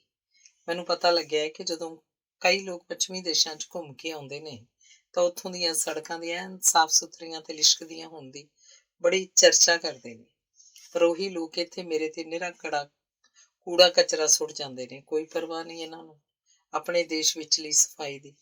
ਉਦੋਂ ਕਦੇ ਜਦੋਂ ਮੈਂ ਕਿਸੇ ਉੱਚੀ ਵੱਡੀ ਕਾਰ ਵਿੱਚੋਂ ਕੋਈ ਕਚਰਾ ਆਪਣੇ ਤੇ ਡਿੱਗਦਾ ਵੇਖਦੀ ਹਾਂ ਤਾਂ ਉਹਨਾਂ ਲੋਕਾਂ ਦੀ ਰਹਿਣੀ ਬਹਿਣੀ ਦੇ ਨੀਵੇਂ ਪੱਧਰ ਬਾਰੇ ਸੋਚ ਕੇ ਦੰਗ ਰਹਿ ਜਾਂਦੀ ਹਾਂ। ਤੁਸੀਂ ਵੀ ਸਹਿਮਤ ਤਾਂ ਹੋ ਨਾ ਮੇਰੀਆਂ ਗੱਲਾਂ ਨਾਲ? ਅਜੇ ਮੈਂ ਤਾਂ ਕੁਝ ਆਖਣ ਬਾਰੇ ਸੋਚ ਹੀ ਰਹੀ ਸੀ ਤੇ ਸੜਕ ਫੇਰ ਬੋਲ ਪਈ। ਅੱਜ ਮੈਨੂੰ ਕੁਝ ਵੱਖਰਾ ਹੀ ਚਾਅ ਚੜ ਗਿਆ ਏ ਤੁਹਾਡੇ ਨਾਲ ਆਪਣੇ ਵਿਚਾਰ ਸਾਂਝੇ ਕਰਨ ਦਾ। ਤਦੇ ਨਿਰੰਤਰ ਬੋਲੀ ਜਾ ਰਹੀ ਹਾਂ। ਤੁਹਾਡਾ ਮੈਨੂੰ ਪਤਾ ਨਹੀਂ, ਪਰ ਮੈਨੂੰ ਅੱਜ ਦੀ ਮੁਲਾਕਾਤ ਨਹੀਂ ਭੁੱਲਣ ਲੱਗੀ। ਸੜਕ ਨੂੰ ਸ਼ਾਇਦ ਇਹ ਪਤਾ ਹੀ ਨਾ ਲੱਗਾ ਹੋਵੇ ਕਿ ਬੜੀ ਵਾਰੀ ਉਸ ਵੱਲੋਂ ਕੀਤੀਆਂ ਜਾ ਰਹੀਆਂ ਟਿੱਪਣੀਆਂ ਦੇ ਉੱਤਰ ਵਿੱਚ ਮੇਰੇ ਕੋਲ ਕੋਈ ਢੁਕਵੀਂ ਦਲੀਲ ਹੀ ਨਹੀਂ ਸੀ। ਪਰ ਬਿਨਾਂ ਸ਼ੱਕ ਸਫ਼ਰ ਬੜਾ ਨਿਵੇਕਲਾ ਬਣ ਗਿਆ। ਇਹ ਵੀ ਜਿਵੇਂ ਬਸ ਕੋਈ ਮੌਕਾ ਹੁੰਦਾ ਹੈ। ਹੁਣ ਜਦੋਂ ਟਿਕਾਣਾ ਆ ਗਿਆ ਤਾਂ ਸੜਕ ਨੇ ਅਲਵਿਦਾ ਆਖਦਿਆਂ ਕਿਹਾ, ਅਜੇ ਤਾਂ ਹੋਰ ਬਹੁਤ ਗੱਲਾਂ ਨੇ, ਬੜਾ ਕੁਝ ਸਾਂਝਾ ਕਰਨਾ ਸੀ ਤੁਹਾਡੇ ਨਾਲ, ਪਰ ਚਲੋ ਉਹ ਤੁਹਾਡੀ ਵਾਪਸੀ ਵੇਲੇ ਸਹੀ। ਹਾਲਤ ਇਹ ਹੋ ਗਈ ਕਿ ਮੇਰੇ ਲਈ ਮੰਜ਼ਿਲ ਨਾਲੋਂ ਯਾਤਰਾ ਵਧੇਰੇ ਦਿਲਕਸ਼ ਹੋ ਨਿਬੜੀ ਤੇ ਸੋਚੋ ਹਾਲੇ ਤਾਂ ਮੁੜਨ ਵੇਲੇ ਦੀ ਤਾਂਘ ਵੀ ਬਰਕਰਾਰ ਸੀ। ਧੰਨਵਾਦ। ਅਗਲਾ ਲੇਖ, ਮੇਰੇ ਸਦੀਵੀ ਦੋਸਤ ਅਧਿਆਪਕ ਤੇ ਪਿਤਾ। ਪਿਤਾ ਦਿਵਸ ਤੇ ਅਖਬਾਰਾਂ ਵਿੱਚ ਕਿਸੇ ਵੱਲੋਂ ਆਪਣੇ ਪਿਤਾ ਜੀ ਬਾਰੇ ਕੋਈ ਦਿਲਚਸਪ ਲਿਖਤ ਪੜ੍ਹਨ ਨੂੰ ਮਿਲ ਜਾਣਾ ਆਮ ਜਿਹੀ ਗੱਲ ਹੈ ਤੇ ਸੁਭਾਵਕ ਹੀ ਉਹ ਰਚਨਾ ਪੜ੍ਹਨ ਤੋਂ ਬਾਅਦ ਮੇਰੇ ਮਨ 'ਚ ਵੀ ਆਪਣੇ ਪਿਤਾ ਜੀ ਸਰਦਾਰ ਚਰਨ ਸਿੰਘ ਬਾਰੇ ਕੁਝ ਸ਼ਬਦ ਲਿਖਣ ਦੀ ਇੱਛਾ ਪੈਦਾ ਹੁੰਦੀ ਰਹੀ ਹੈ। ਫਿਰ ਜਦੋਂ ਵੀ ਮੈਂ ਉਹਨਾਂ ਬਾਰੇ ਕੁਝ ਲਿਖਣ ਲਈ ਸੋਚਿਆ, ਦੁਚਿੱਤੀ ਇਸ ਗੱਲੋਂ ਹੋ ਜਾਣੀ ਕਿ ਪਿਤਾ ਜੀ ਬਾਰੇ ਕਿਹੜੇ ਦਿਨ ਲਿਖਣਾ ਵਧੇਰੇ ਉਚਿਤ ਹੋਏਗਾ, ਕਿਉਂਕਿ ਉਹ ਮੇਰੇ ਬਹੁਤ ਖਾਸ ਦੋਸਤ ਸਨ। ਇਸ ਲਈ ਸ਼ਾਇਦ ਦੋਸਤੀ ਦਿਵਸ ਤੇ ਲਿਖਣਾ ਬਣਦਾ ਹੈ।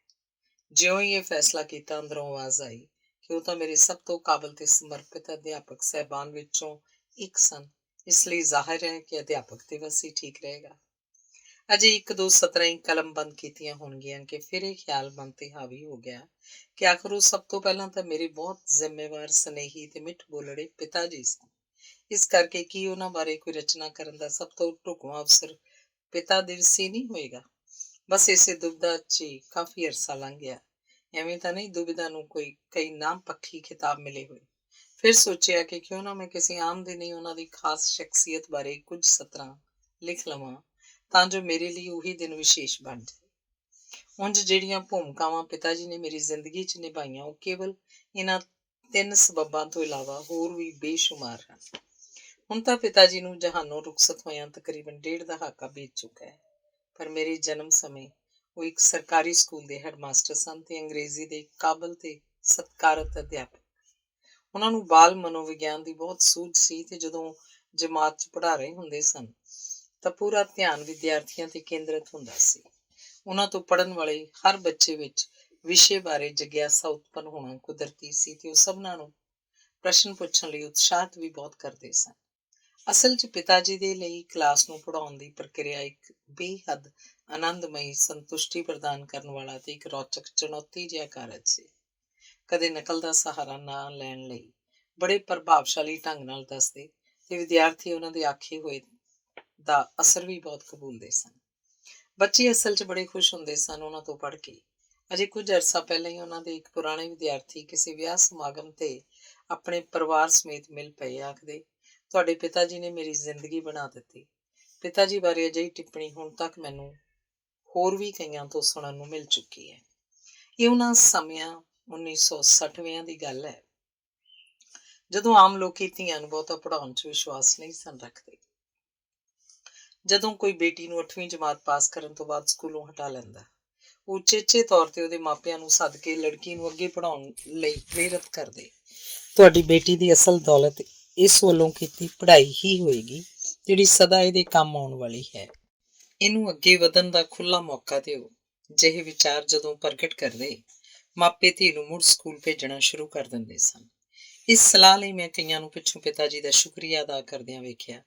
ਵੈਸੇ ਮੈਂ ਪਿਤਾ ਜੀ ਨੂੰ ਇਹ ਟਿੱਪਣੀ ਕਰਦਿਆਂ ਵੀ ਇੱਕ ਤੋਂ ਵੱਧ ਵਾਰ ਸੁਣਿਆ, ਕਿਸੇ ਦਾ ਅਸਲ ਸੁਹੱਪਣ ਉਹਦੇ ਦੁਆਰਾ ਕੀਤੇ ਜਾਂਦੇ ਕੰਮ ਤੇ ਗੁਣ ਹੁੰਦੇ ਨੇ। ਸ਼ਾਮ ਸਮੇਂ ਘਰ 'ਚ ਮੈਨੂੰ ਉਚੇਚੇ ਤੌਰ ਤੇ ਨੇਮ ਨਾਲ ਪੜ੍ਹਾਉਂਦੇ ਸਨ। ਹਰ ਵਿਸ਼ੇ ਨੂੰ ਸਮਝ ਕੇ ਦਿਲਚਸਪੀ ਨਾਲ ਪੜ੍ਹਨ ਦਾ ਸਲੀਕਾ ਮੈਂ ਉਹਨਾਂ ਤੋਂ ਹੀ ਸਿੱਖਿਆ। ਅੰਗਰੇਜ਼ੀ ਭਾਸ਼ਾ ਦੇ ਮੁੱਢਲੇ ਅਸੂਲਾਂ ਬਾਰੇ ਉਹ ਇੰਨੇ ਕਾਰਗਰ ਢੰਗ ਨਾਲ ਹਰ ਨੁਕਤਾ ਸਪਸ਼ਟ ਕਰਦੇ ਸਨ ਕਿ ਸਾਰੀ ਉਮਰ ਬੰਦੇ ਨੂੰ ਉਹ ਗੱਲਾਂ ਨਾ ਭੁੱਲਣ। ਗੁਰਬਾਣੀ ਨੂੰ ਵੀ ਉਹ ਸਦਾਰਥ ਸਮਝ ਕੇ ਪੜ੍ਹਨ ਦੀ ਪ੍ਰੇਰਨਾ ਦਿਆ ਕਰਦੇ ਸਨ। ਇੱਕ ਖਾਸ ਬਾਤ ਇਹ ਵੀ ਕਿ ਮੈਨੂੰ ਉਹਨਾਂ ਤੋਂ ਕੇਵਲ ਕਿਤਾਬੀ ਗਿਆਨ ਹੀ ਪ੍ਰਾਪਤ ਨਹੀਂ ਹੋਇਆ, ਬਲਕਿ ਉਹ ਵਿਅਕਤਿਤਵ ਨੂੰ ਹਰ ਪੱਖੋਂ ਸੰਤੁਲਿਤ ਬਣਾਉਣ ਦੀ ਅਹਿਮੀਅਤ ਤੇ ਜ਼ੋਰ ਦਿਆ ਕਰਦੇ ਸਨ। ਮੈਂ ਬਾਜ਼ਾਰ ਤੋਂ ਕੁਝ ਕੱਪੜਾ ਲੈਣ ਲਈ ਸਦਾ ਆਪਣੇ ਪਿਤਾ ਜੀ ਨੂੰ ਨਾਲ ਹੀ ਜਾਇਆ ਕਰ ਮੈਂ ਆਪਣੇ ਪਿਤਾ ਜੀ ਨਾਲ ਹੀ ਜਾਇਆ ਕਰਦੀ ਸਾਂ। ਜਦੋਂ ਕੋਈ ਕੱਪੜਾ ਲੈਣਾ ਹੁੰਦਾ ਸੀ ਤਾਂ ਉਹਨਾਂ ਨੇ ਮੈਨੂੰ ਕੱਪੜੇ ਦੇ ਰੰਗ, ਡਿਜ਼ਾਈਨ ਤੇ ਬਣਤਰ ਦੀ ਚੋਣ ਬਾਰੇ ਕਈ ਵਡਮੁੱਲੇ ਮਸ਼ਵਰੇ ਦੇਣੇ। ਪਿਤਾ ਜੀ ਨੇ ਮੈਨੂੰ ਮਿਆਰ ਪੱਖੋਂ, ਭਾਵੇਂ ਉਹ ਪੁਸਤਕਾਂ ਹੋਣ ਜਾਂ ਕੁਝ ਹੋਰ, ਉੱਤਮ ਸਾਹਿਤ ਤੇ ਵਸਤਾਂ ਨੂੰ ਹੀ ਤਰਜੀਹ ਦੇਣ ਪ੍ਰਤੀ ਜਾਗਰੂਕ ਕੀਤਾ। ਇਹ ਇੱਕ ਮਨੋਵਿਗਿਆਨਕ ਤੱਥ ਹੈ ਕਿ ਜਦੋਂ ਬੱਚੇ ਨੂੰ ਮੁੱਢ ਤੋਂ ਹੀ ਇਸ ਤਰ੍ਹਾਂ ਦੀ ਸੇਧ ਮਿਲਦੀ ਰਹੇ ਤਾਂ ਆਮ ਤੌਰ ਤੇ ਉਹਦਾ ਝੁਕਾਅ ਉਸ ਪਾਸੇ ਹੋ ਜਾਂਦਾ ਹੈ। ਹੁਣ ਜਦੋਂ ਕਦੀ ਮੈਂ ਆਪਣੀ ਪਸੰਦ ਦੀ ਸਿਫਤ ਸੁਣਨ ਨੂੰ ਮਿਲ ਜਾਂਦੀ ਹੈ ਤਾਂ ਬਿਨਾਂ ਸ਼ੱਕ ਮੈਂ ਆਪਣੇ ਪਿਤਾ ਜੀ ਦੀ ਸ਼ੁਕਰਗੁਜ਼ਾਰ ਹੁੰਦੀ ਹਾਂ। ਸਮੇਂ ਦੀ ਜਿੰਨੀ ਕਦਰ ਕਰਦਿਆਂ ਮੈਂ ਆਪਣੇ ਪਿਤਾ ਜੀ ਨੂੰ ਵੇਖਿਆ, ਇਹ ਆਪਣੇ ਆਪ 'ਚ ਇੱਕ ਮਿਸਾਲ ਹੈ। ਉਹ ਇੱਕ ਪਲ ਵੀ ਅਜਾਈ ਨਹੀਂ ਸਨ ਜਾਣ ਦਿੰਦੇ। ਮੈਨੂੰ ਵੀ ਉਹਨਾਂ ਨੇ ਸਦਾ ਕਿਸੇ ਨਾ ਕਿਸੇ ਉਸਾਰੂ ਕੰਮ 'ਚ ਲੱਗੇ ਰਹਿਣ ਲਈ ਪ੍ਰੇਰਿਤ ਕਰਨਾ ਤੇ ਪਿੱਛੋਂ ਜਦੋਂ ਮੈਨੂੰ ਕਲਾਤਮਕ ਕੰਮਾਂ 'ਚ ਰੁੱਝਿਆ ਵੇਖਦੇ ਤਾਂ ਬੜੇ ਖੁਸ਼ ਹੁੰਦੇ। ਜਦੋਂ ਮੈਂ ਕੋਈ ਤੇਲ ਚਿੱਤਰ ਬਣਾ ਰਹੀ ਹੁੰਦੀ ਤਾਂ ਉਹਨਾਂ ਦੁਆਰਾ ਕੀਤੀਆਂ ਜਾਂਦੀਆਂ ਵਡਮੁੱਲੀਆਂ ਟਿੱਪਣੀਆਂ ਤੋਂ ਮੈਨੂੰ ਚਿੱਤਰ ਨੂੰ ਚੰਗੇਰਾ ਬਣਾਉਣ ਲਈ ਹੋਰ ਵੱਧ ਮਿਹਨਤ ਕਰਨ ਦੀ ਸੇਧ ਮਿਲਦੀ। ਹੁਣ ਵੀ ਕਿਸੇ ਨਾ ਕਿਸੇ ਰਚਨਾਤਮਕ ਕੰਮ ਵਿੱਚ ਰੁੱਝੇ ਰਹਿਣ ਦੀ ਬਿਰਤੀ ਮੇਰਾ ਚੰਗਾ ਸਾਥ ਨਿਭਾ ਰਹੀ ਹੈ। ਸਰੀਰਕ ਸਿਹਤ ਦੇ ਬਾਰੇ ਵੀ ਮੈਂ ਆਪਣੇ ਪਿਤਾ ਜੀ ਨੂੰ ਸਦਾ ਸੁਚੇਤ ਵੇਖਿਆ। ਉਹਨਾਂ ਦਾ ਇਹ ਸੁਪਨਾ ਸੀ ਕਿ ਉਹਨਾਂ ਦੀ ਧੀ ਵਧੀਆ ਕਿਸਮ ਦੇ ਸਾਦਾ, ਪੌਸ਼ਟਿਕ ਤੇ ਸੁਆਦਲੇ ਪਕਵਾਨ ਬਣਾਉਣ ਦੀ ਮਾਹਰ ਬਣੇ। ਮੈਨੂੰ ਆਪਣੇ ਮੰਮੀ ਦੀ ਤਰ੍ਹਾਂ ਸ਼ੌਕ ਨਾਲ ਚਾੜਨ ਪਕਾਉਣ ਦਾ ਕੰਮ ਕਰਨ ਦੀ ਨਸੀਹਤ ਪਿਤਾ ਜੀ ਨਿਰੰਤਰ ਦਿਆ ਕਰਦੇ ਸਨ। ਫਿਰ ਖਾਣੇ ਨੂੰ ਆਕਰਸ਼ਕ ਢੰਗ ਤੇ ਸਲੀਕੇ ਨਾਲ ਪਰੋਸਣ ਦੀ ਅਹਿਮੀਅਤ ਵੀ ਮੈਂ ਸਭ ਤੋਂ ਪਹਿਲਾਂ ਉਹਨਾਂ ਤੋਂ ਹੀ ਜਾਣੀ। ਇਹਨਾਂ ਸਾਰੀਆਂ ਗੱਲਾਂ ਦਾ ਲਾਭ ਇਹ ਹੋਇਆ ਕਿ BA ਦੀ ਪੜ੍ਹਾਈ ਦੌਰਾਨ ਹੋਮ ਸਾਇੰਸ 'ਚ ਖੁਰਾਕ ਤੇ ਪੋਸ਼ਣ ਮੇਰੇ ਮਨਪਸੰਦ ਵਿਸ਼ਿਆਂ ਵਿੱਚੋਂ ਇੱਕ ਬਣ ਗਿਆ ਤੇ ਉਦੋਂ ਦਾ ਪੜ੍ਹਿਆ ਹੋਇਆ ਕਈ ਦਹਾਕਿਆਂ ਦੇ ਤਜਰਬੇ ਸਦਕਾ ਹੋਰ ਨਿਖਰ ਕੇ ਅੱਜ ਤੱਕ ਬਾਖੂਬੀ ਕੰਮ ਆ ਰਿਹਾ। ਮੈਨੂੰ ਆਪਣੇ ਜੀਵਨ ਸਾਥੀ ਤੋਂ ਇਹ ਸੁਣਨ ਨੂੰ ਮਿਲ ਚੁੱਕਿਆ ਹੈ, ਤੁਹਾਡੇ ਤੇ ਮਿਹਨਤ ਕੀਤੀ ਪਿਤਾ ਜੀ ਨੇ ਤੇ ਉਹਦਾ ਲਾਭ ਸਾਨੂੰ ਸਾਰਿਆਂ ਨੂੰ ਹੋ ਰਿਹਾ। ਅਣਗਿਣਤ ਵਿਸ਼ੇ ਅਜਿਹੇ ਹਨ ਜਿਨ੍ਹਾਂ ਦੇ ਬਾਰੇ ਮੈਂ ਪਿਤਾ ਜੀ ਤੋਂ ਆਜੀਵਨ ਕੰਮ ਆਉਣ ਵਾਲੀਆਂ ਗੱਲਾਂ ਸਿੱਖੀਆਂ। ਸਫਾਈ ਦੀ ਮਹੱਤਤਾ, ਆਪਣੇ ਫਰਜ਼ਾਂ ਪ੍ਰਤੀ ਸੁਚੇਤ ਰਹਿਣ ਬਾਰੇ ਤੇ ਖਾਸ ਤੌਰ ਤੇ ਇਹ ਬਹੁਤ ਆਖਦੇ ਸਨ ਕਿ ਸਾਡੇ ਵਿਹਾਰ ਜਾਂ ਰਹਿਣੀ ਬਹਿਣੀ ਤੋਂ ਕਦੇ ਵੀ ਕਿਸੇ ਦੂਸਰੇ ਨੂੰ ਅਸੁਵਿਧਾ ਨਹੀਂ ਹੋਣੀ ਚਾਹੀਦੀ। ਬਹੁਤ ਕੁਝ ਪੜ੍ਹਦੇ ਰਹਿਣ ਕਰਕੇ ਉਹਨਾਂ ਦਾ ਆਮ ਗਿਆਨ ਵੀ ਅਸੀਮ ਸੀ। ਸੰਸਾਰ ਸਾਹਿਤ ਵਿੱਚੋਂ ਚੰਗੀਆਂ ਤੇ ਚੋਣਵੀਆਂ ਬਾਤਾਂ ਵੀ ਆਮ ਹੀ ਸੁਣਾਉਂਦੇ ਰਹਿੰਦੇ ਸਨ। ਮਨੁੱਖਾ ਜੀਵਨ ਦੇ ਵੱਡੇ ਅਰਥਾਂ ਨੂੰ ਸਮਝ ਕੇ ਉਸ ਨਾਲ ਮੇਲ ਖਾਂਦੀ ਜੀਵਨ ਜਾਚ ਧਾਰਨ ਕਰਨਾ ਉਹਨਾਂ ਦੇ ਲਈ ਇੱਕ ਪ੍ਰਮੁੱਖ ਮੁੱਦਾ ਸੀ। ਇਸ ਗ੍ਰਹਿ ਨੂੰ ਪਹਿਲਾਂ ਤੋਂ ਬਿਹਤਰ ਬਣਾਉਣ ਦਾ ਇੱਕ ਸਾਰਥਕ ਤਰੀਕਾ। ਸਭ ਤੋਂ ਵੱਡੀ ਤੇ ਵਿਸ਼ੇਸ਼ ਗੱਲ ਜੋ ਮੈਂ ਆਪਣੇ ਪਿਤਾ ਜੀ ਦੇ ਵਿਅਕਤਿਤਵ ਵਿੱਚ ਵੇਖੀ ਉਹ ਇਹ ਕਿ ਉਹਨਾਂ ਨੇ ਕਦੇ ਵੀ ਕੁਝ ਅਜਿਹਾ ਕਿਸੇ ਨੂੰ ਨਹੀਂ ਦੱਸਿਆ ਜਿਸ ਤੇ ਉਹ ਆਪ ਅਮਲ ਨਾ ਕਰ ਰਹੇ ਹੋਣ। ਉਹ ਅਸੂਲਾਂ ਦੇ ਪੱਕੇ, ਬੇਹੱਦ ਨਿਮਰ, ਵਿਵੇਕਸ਼ੀਲ, ਸੂਝਵਾਨ, ਸਾਦਗੀ ਤੇ ਸਦਾਕਤ ਪਸੰਦ ਹਸਤੀ ਸਨ ਤੇ ਇਹਨਾਂ ਸਦਾਚਾਰਕ ਗੁਣਾਂ ਸਦਕਾ ਮੈਂ ਉਹਨਾਂ ਨੂੰ ਮਾਣ ਸਤਿਕਾਰ ਵੀ ਬਹੁਤ ਮਿਲਦਾ ਵੇਖਿਆ। ਮੈਂ ਅਜਿਹੇ ਪਿਤਾ ਜੀ ਮਿਲਣ ਦੇ ਲਈ ਸਦਾ ਤੋਂ ਧੰਨਵਾਦੀ ਰਹੀ ਹਾਂ। ਮੇਰੇ ਲਈ ਉਹ ਆਦਰਸ਼ ਸਨ ਤੇ ਹੁਣ ਵੀ ਹੈ ਨੇ। ਉਂਝ ਜਦੋਂ ਵੀ ਮੈਨੂੰ ਲੋੜ ਹੁੰਦੀ ਹੈ ਉਹਨਾਂ ਵੱਲੋਂ ਦੱਸਿਆ ਗਿਆ ਕੋਈ ਨੁਕਤਾ ਮੇਰਾ ਮਾਰਗਦਰਸ਼ਨ ਕਰਨ ਲਈ ਨਿਰਉਚੇਚ ਆ ਹਾਜ਼ਰ ਹੁੰਦਾ ਹੈ ਤੇ ਇਸੇ ਖੂਬੀ ਸਦਕਾ ਮੈਨੂੰ ਅੱਜ ਵੀ ਮਹਿਸੂਸ ਹੁੰਦਾ ਹੈ ਕਿ ਅਸਲ ਵਿੱਚ ਮੇਰੇ ਪਿਤਾ ਜੀ ਕਿਤੇ ਗਏ ਹੀ ਨਹੀਂ। ਧੰਨਵਾਦ। ਅਗਲਾ ਲੇਖ ਹੈ ਤੇਰਾ ਥਾਂ ਕਿਸੇ ਜੰਗਲ ਬੇਲੇ। ਖਬਰੇ ਕਿਹੜੇ ਸਮੁੰਦਰ ਦੀਆਂ ਲਹਿਰਾਂ ਹੋਣਗੀਆਂ ਜਿਹੜੀਆਂ ਇਸ ਅਣਕਿਆਸੇ ਮਨ ਚ ਉੱਠਦੀਆਂ ਤਰੰਗਾਂ ਤੇ ਛਲਾਂ ਨੂੰ ਮਾਤ ਪਾ ਸਕਣ। ਫਿਰ ਕੁਝ ਛਲਾਂ ਤਾਂ ਐਵੇਂ ਹੁੰਦੀਆਂ ਨੇ ਜਿਹੜੀਆਂ ਬਸ ਸਬੱਬੀ ਆਈਆਂ ਤੇ ਗਈਆਂ, ਪਿੱਛੇ ਕੋਈ ਖੁਰਾ ਖੋਜ ਨਹੀਂ, ਪਰ ਵਿੱਚੋਂ ਕੋਈ ਲਹਿਰ ਜਵਾਰ ਭਾਟੇ ਦਾ ਰੂਪ ਇਖਤਿਆਰ ਕਰ ਲੈਂਦੀ ਹੈ ਤੇ ਲਹਿਰ ਤੁਰਦੀ ਹੈ ਇਸ ਘੁਮੱਕੜ ਤੇ ਬੇਪਰਵਾਹ ਮਨ ਨੂੰ ਆਪਣੇ ਹੀ ਵਹਾਅ ਨਾਲ ਬਸ ਅੱਗੇ ਤੋਂ ਅੱਗੇ। ਕਿਸੇ ਅਜਿਹੀ ਵਰਤਾਰੇ ਸਦਕਾ ਅੱਜ ਕੱਲ੍ਹ ਤਬੀਅਤ ਬੇਚੈਨ ਤੇ ਮਨ ਨੂੰ ਚਾਟ ਜਿਹਾ ਰਹਿੰਦਾ ਹੈ। ਅਕਸਰ ਹੀ ਕਿਸੇ ਜੰਗਲ 'ਚ ਜਾ ਕੇ ਰਹਿਣ ਦਾ ਖਿਆਲ ਮਨ 'ਚ ਮੁੜ ਮੁੜ ਫੇਰਾ ਪਾਉਣ ਲੱਗ ਪਿਆ ਹੈ ਤਾਂ ਇਹ ਅਜੀਬ ਜਿਹੀ ਹਸਰਤ, ਪਰ ਆਏ ਦਿਨ ਹੋਰ ਪ੍ਰਬਲ ਹੋ ਕੇ ਹੁਣ ਇਹ ਜ਼ੁਬਾਨ ਤੇ ਵੀ ਕਈ ਵਾਰ ਆ ਚੁੱਕੀ ਹੈ। ਅਜਿਹੀ ਤਮੰਨਾ ਦਾ ਕਾਰਨ ਅਜੋਕੇ ਮਾਹੌਲ 'ਚ ਤਕਰੀਬਨ ਗਾਇਬ ਹੋ ਚੁੱਕੀ ਚੁੱਪ ਤੇ ਸ਼ਾਂਤੀ ਜਿਹਦੀ ਦਿਲੋਂ ਦਿਮਾਗ ਨੂੰ ਸਦਾ ਤਲਾਸ਼ ਰਹਿੰਦੀ ਹੈ। ਮਨੁੱਖੀ ਜਿਉਣ ਢੰਗਾਂ 'ਚ ਹੁਣ ਨਿਰੰਤਰ ਸ਼ੋਰ ਤੇ ਹੋਰ ਕਈ ਪਰੇਸ਼ਾਨ ਕਰਨ ਵਾਲੀਆਂ ਪ੍ਰਵਿਰਤੀਆਂ ਦਾ ਬੋਲਬਾਲਾ ਹੈ। ਜਿਹੜਾ ਸੁਚੇਤ ਕੰਨਾਂ ਤੇ ਦਿਮਾਗ ਦੀ ਸਹਾਰਨ ਸਮਰੱਥਾ ਤੋਂ ਕਈ ਗੁਣਾ ਜ਼ਿਆਦਾ ਹੈ। ਇਹ ਸਭ ਕੁਝ ਕਿਸ ਢੰਗ ਨਾਲ, ਕਦੋਂ, ਕਿਵੇਂ ਤੇ ਕਿੱਥੇ ਹੋ ਰਿਹਾ ਹੈ ਜਾਂ ਕੀਤਾ ਜਾ ਰਿਹਾ ਹੈ, ਇਹਦੀ ਗਿਣਤੀ ਮਿਣਤੀ ਕਰ ਸਕਣਾ ਅਸੰਭਵ ਜਾਪਦਾ ਹੈ। ਜਿਹੜੇ ਖਰੀਦਦਾਰੀ ਕਰਨ ਲਈ ਵੱਡੇ ਵੱਡੇ ਮਾਲ ਬਣੇ ਹਨ, ਇਹਨਾਂ ਅੰਬਰ ਛੂੰਹਦੀਆਂ ਇਮਾਰਤਾਂ ਵਿੱਚੋਂ ਉੱਥੇ ਚੱਲਦੇ ਸੰਗੀਤ ਤੋਂ ਇਲਾਵਾ ਹਰ ਸਮੇਂ ਘੂੰ ਜਿਹੀ ਆਵਾਜ਼ ਆਉਂਦੀ ਰਹਿੰਦੀ ਹੈ। ਇਹ ਸ਼ਾਇਦ ਇਹਨਾਂ ਨੂੰ ਠੰਡੇ ਕਰਨ ਲਈ ਚੱਲਦੇ ਏਅਰ ਕੰਡੀਸ਼ਨਰਾਂ ਕਰਕੇ ਹੋਵੇ। ਸ਼ਾਂਤ ਚੌਗਿਰਦਾ ਤਾਂ ਅਸਲ ਵਿੱਚ ਬਸ ਇੱਕ ਸੁਪਨਾ ਜਾਂ ਬੀਤੇ ਦੀ ਬਾਤ ਜਿਹਾ ਬਣ ਕੇ ਰਹਿ ਗਿਆ ਹੈ। ਮਨੁੱਖ ਨੇ ਆਪਣੇ ਦੁਆਰਾ ਇਜਾਦ ਕੀਤੀਆਂ ਵੰਨ ਸੁਵੰਨੀਆਂ ਮਸ਼ੀਨਾਂ ਆਦਿ ਨੂੰ ਇੰਨੀ ਖੁੱਲ੍ਹ ਦੇ ਦਿੱਤੀ ਕਿ ਉਹ ਹੁਣ ਆਪਣੇ ਘਾੜੇ ਨੂੰ ਕਾਬੂ 'ਚ ਕਰਕੇ ਉਹਦੀ ਇੱਕ ਨਹੀਂ ਚੱਲਣ ਦੇ ਰਹੀਆਂ। ਉਲਟਾ ਮਨੁੱਖ ਨੂੰ ਆਪਣੇ ਇਸ਼ਾਰਿਆਂ ਤੇ ਨਚਾ ਕੇ ਚੁੱਪ-ਚੁਪੀਤੀਆਂ ਉਹਦੇ ਹਿੱਤਾਂ ਦੇ ਖਿਲਾਫ ਕੰਮ ਕਰ ਰਹੀਆਂ ਹਨ। ਇੰਨਾ ਬੇਵਸ ਤਾਂ ਬੰਦੇ ਨੂੰ ਪਹਿਲਾਂ ਕਦੇ ਵੀ ਨਹੀਂ ਸੀ ਵੇਖਿਆ। ਇੱਥੇ ਮੈਨੂੰ ਕੁਝ ਦਹਾਕੇ ਪਹਿਲਾਂ ਪੜ੍ਹੀ ਹੋਈ ਅਮਰੀਕਾ ਦੇ ਪ੍ਰਸਿੱਧ ਮਨੋਵਿਗਿਆਨੀ, ਪ੍ਰੋਫੈਸਰ ਤੇ ਲੇਖਕ B.F. ਸਕਿਨਰ ਵੱਲੋਂ ਕੀਤੀ ਗਈ ਇੱਕ ਵਡਮੁੱਲੀ ਤੇ ਭਾਵਪੂਰਤ ਟਿੱਪਣੀ ਚੇਤੇ ਆ ਗਈ ਹੈ। ਅਸਲੀ ਸਮੱਸਿਆ ਇਹ ਨਹੀਂ ਕਿ ਮਸ਼ੀਨਾਂ ਸੋਚਦੀਆਂ ਹਨ ਜਾਂ ਨਹੀਂ, ਸਗੋਂ ਇਹ ਹੈ ਕਿ ਕੀ ਬੰਦੇ ਸੋਚਦੇ ਹਨ। ਇਨਸਾਨ ਇਸ ਗ੍ਰਹਿ ਤੇ ਵਿਚਰਦੀਆਂ ਸਾਰੀਆਂ ਜੂਨਾਂ ਵਿੱਚੋਂ ਸਭ ਤੋਂ ਵੱਧ ਵਿਵੇਕਸ਼ੀਲ ਹੋਣ ਕਰਕੇ ਬੜਾ ਕੁਝ ਸੋਚਣ ਸਮਝਣ ਦੀ ਸਮਰੱਥਾ ਰੱਖਦਾ ਹੈ। ਕੋਈ ਵੀ ਗੱਲ ਲਾਗੂ ਕਰਨ ਜਾਂ ਵਸਤੂ ਵਰਤੋਂ 'ਚ ਲਿਆਉਣ ਸਮੇਂ ਉਹਦੇ ਸਾਰੇ ਪੱਖਾਂ ਦੇ ਬਾਰੇ ਚਿੰਤਨ ਨਾ ਕਰਨਾ ਬੰਦੇ ਦੀ ਮਜਬੂਰੀ ਵੀ ਉੱਕਾ ਨਹੀਂ। ਉਂਝ ਇਸ ਗ੍ਰਹਿ ਦੀ ਸਰਵੋਤਮ ਜੂਨ ਹੋਣ ਸਦਕਾ ਦੂਰ ਅੰਦੇਸ਼ ਹੋਣਾ ਮਨੁੱਖ ਦੀ ਮੁੱਢਲੀ ਜ਼ਰੂਰਤ ਵੀ ਹੈ। ਪਰ ਪਤਾ ਨਹੀਂ ਇੰਨਾ ਵੇਸਲਾਪਣ ਇਹਦੇ ਸੁਭਾਅ 'ਚ ਕਿੱਥੋਂ ਆ ਗਿਆ, ਜਿਵੇਂ ਉਹਨੂੰ ਆਪਣੇ ਬੁਰੇ ਭਲੇ ਦੀ ਕੋਈ ਸੁੱਧ ਬੁੱਧੀ ਨਾ ਰਹੀ ਹੋਵੇ। ਇਹ ਸਪਸ਼ਟ ਹੈ ਕਿ ਆਮ ਤੌਰ ਤੇ ਗਲਤ ਤਰਜੀਹਾਂ ਦੇ ਰੋਜ਼ਮर्रा ਜੀਵਨ ਤੇ ਹਾਵੀ ਹੋ ਗਏ ਹੋਣ ਦੇ ਮੁੱਦੇ ਬਾਰੇ ਬਹੁਤੇ ਲੋਕਾਂ ਦੇ ਚੇਤੰਨ ਜਾਂ ਗੰਭੀਰ ਹੋਣ ਦੇ ਕੋਈ ਉਤਸ਼ਾਹਜਨਕ ਸਬੂਤ ਨਹੀਂ ਮਿਲ ਰਹੇ। ਨਤੀਜੇ ਵਜੋਂ ਮਨ ਤੇ ਸਰੀਰ ਦੋਹਾਂ ਦੇ ਇੱਕ ਬੋਝ ਜਿਹਾ ਰਹਿੰਦਾ ਹੋਣ ਕਰਕੇ ਇਹ ਹਰ ਸਮੇਂ ਢਿਡਾਲ ਤੇ ਬੇਚੈਨ ਹੋਏ ਰਹਿੰਦੇ ਨੇ। ਇਹ ਵੀ ਸ਼ਿੱਦਤ ਨਾਲ ਮਹਿਸੂਸ ਹੁੰਦਾ ਹੈ ਕਿ ਇਸ ਤਰ੍ਹਾਂ ਮਨ ਦੀ ਸੋਚਣ ਸ਼ਕਤੀ ਨੂੰ ਕਿੰਨੀ ਢਾਹ ਲੱਗ ਰਹੀ ਹੈ। ਜਿਹੜੇ ਅੱਜ ਕੱਲ੍ਹ ਅੰਤਾਂ ਦੀ ਵਿਖਾਵੇਬਾਜ਼ੀ ਤੇ ਅਰਥਹੀਣ ਅਡੰਬਰ ਜੀਵਨ ਦਾ ਜ਼ਰੂਰੀ ਅੰਗ ਬਣੇ ਹੋਏ ਹਨ, ਉਹ ਵੀ ਇਹ ਸ਼ਾਂਤੀ ਵਧਾਉਣ 'ਚ ਆਪਣਾ ਬਰਾਬਰ ਦਾ ਯੋਗਦਾਨ ਪਾ ਰਹੇ ਨੇ। ਦੁਰਲੱਭ ਜੀਵਨ ਦਾ ਵੱਡਾ ਹਿੱਸਾ ਫਜ਼ੂਲ ਤੇ ਬੇਲੋੜੀਆਂ ਦਖਲ ਅੰਦਾਜ਼ੀਆਂ ਦੀ ਭੇਟ ਚੜ ਰਿਹਾ। ਚੁੱਪ, ਇਕਾਗਰਤਾ ਤੇ ਟਿਕਾ ਦੀ ਅਣਹੋਂਦ ਸਦਕਾ ਬੰਦੇ ਨੂੰ ਬੇਹੱਦ ਚਾਹੁੰਦੇ ਹੋਏ ਵੀ ਆਪਣੇ ਆਪ ਨਾਲ ਕੋਈ ਗੰਭੀਰ ਸੰਵਾਦ ਰਚਾਉਣ ਦਾ ਢੁਕਵਾਂ ਮੌਕਾ ਨਹੀਂ ਮਿਲਦਾ। ਉਪਰੋਕਤ ਜ਼ਿਕਰ ਕੀਤੀਆਂ ਲੋੜਾਂ ਤੋਂ ਵੰਚਿਤ ਰਹਿਣ ਦੀ ਅਵਸਥਾ ਵਿੱਚ ਇੱਕ ਘੁਟਨ ਜਿਹੀ ਮਹਿਸੂਸ ਹੋਣਾ ਕੁਦਰਤੀ ਹੀ ਤਾਂ ਹੈ। 2-2.5 ਕੁ ਦਹਾਕੇ ਪਹਿਲਾਂ ਤੱਕ ਤਾਂ ਕਦੇ ਕੋਈ ਇਸ ਤਰ੍ਹਾਂ ਦੇ ਖਿਆਲ ਮਨ ਤੇ ਹਾਵੀ ਨਹੀਂ ਸਨ ਹੋਏ। ਉਦੋਂ ਇੰਨੇ ਤੇ ਇਹੋ ਜਿਹੇ ਰੌਲੇ ਹੈ ਵੀ ਕਿੱਥੇ ਸਨ।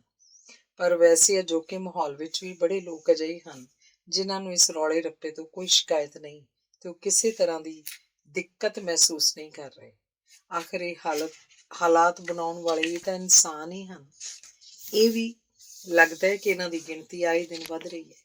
ਕੋਈ ਅਨੁਮਾਨ ਨਹੀਂ ਲਗਾਇਆ ਜਾ ਸਕਦਾ ਕਿ ਦੌੜ ਕਿੱਥੇ ਤੇ ਕਦੋਂ ਰੁਕੇਗੀ।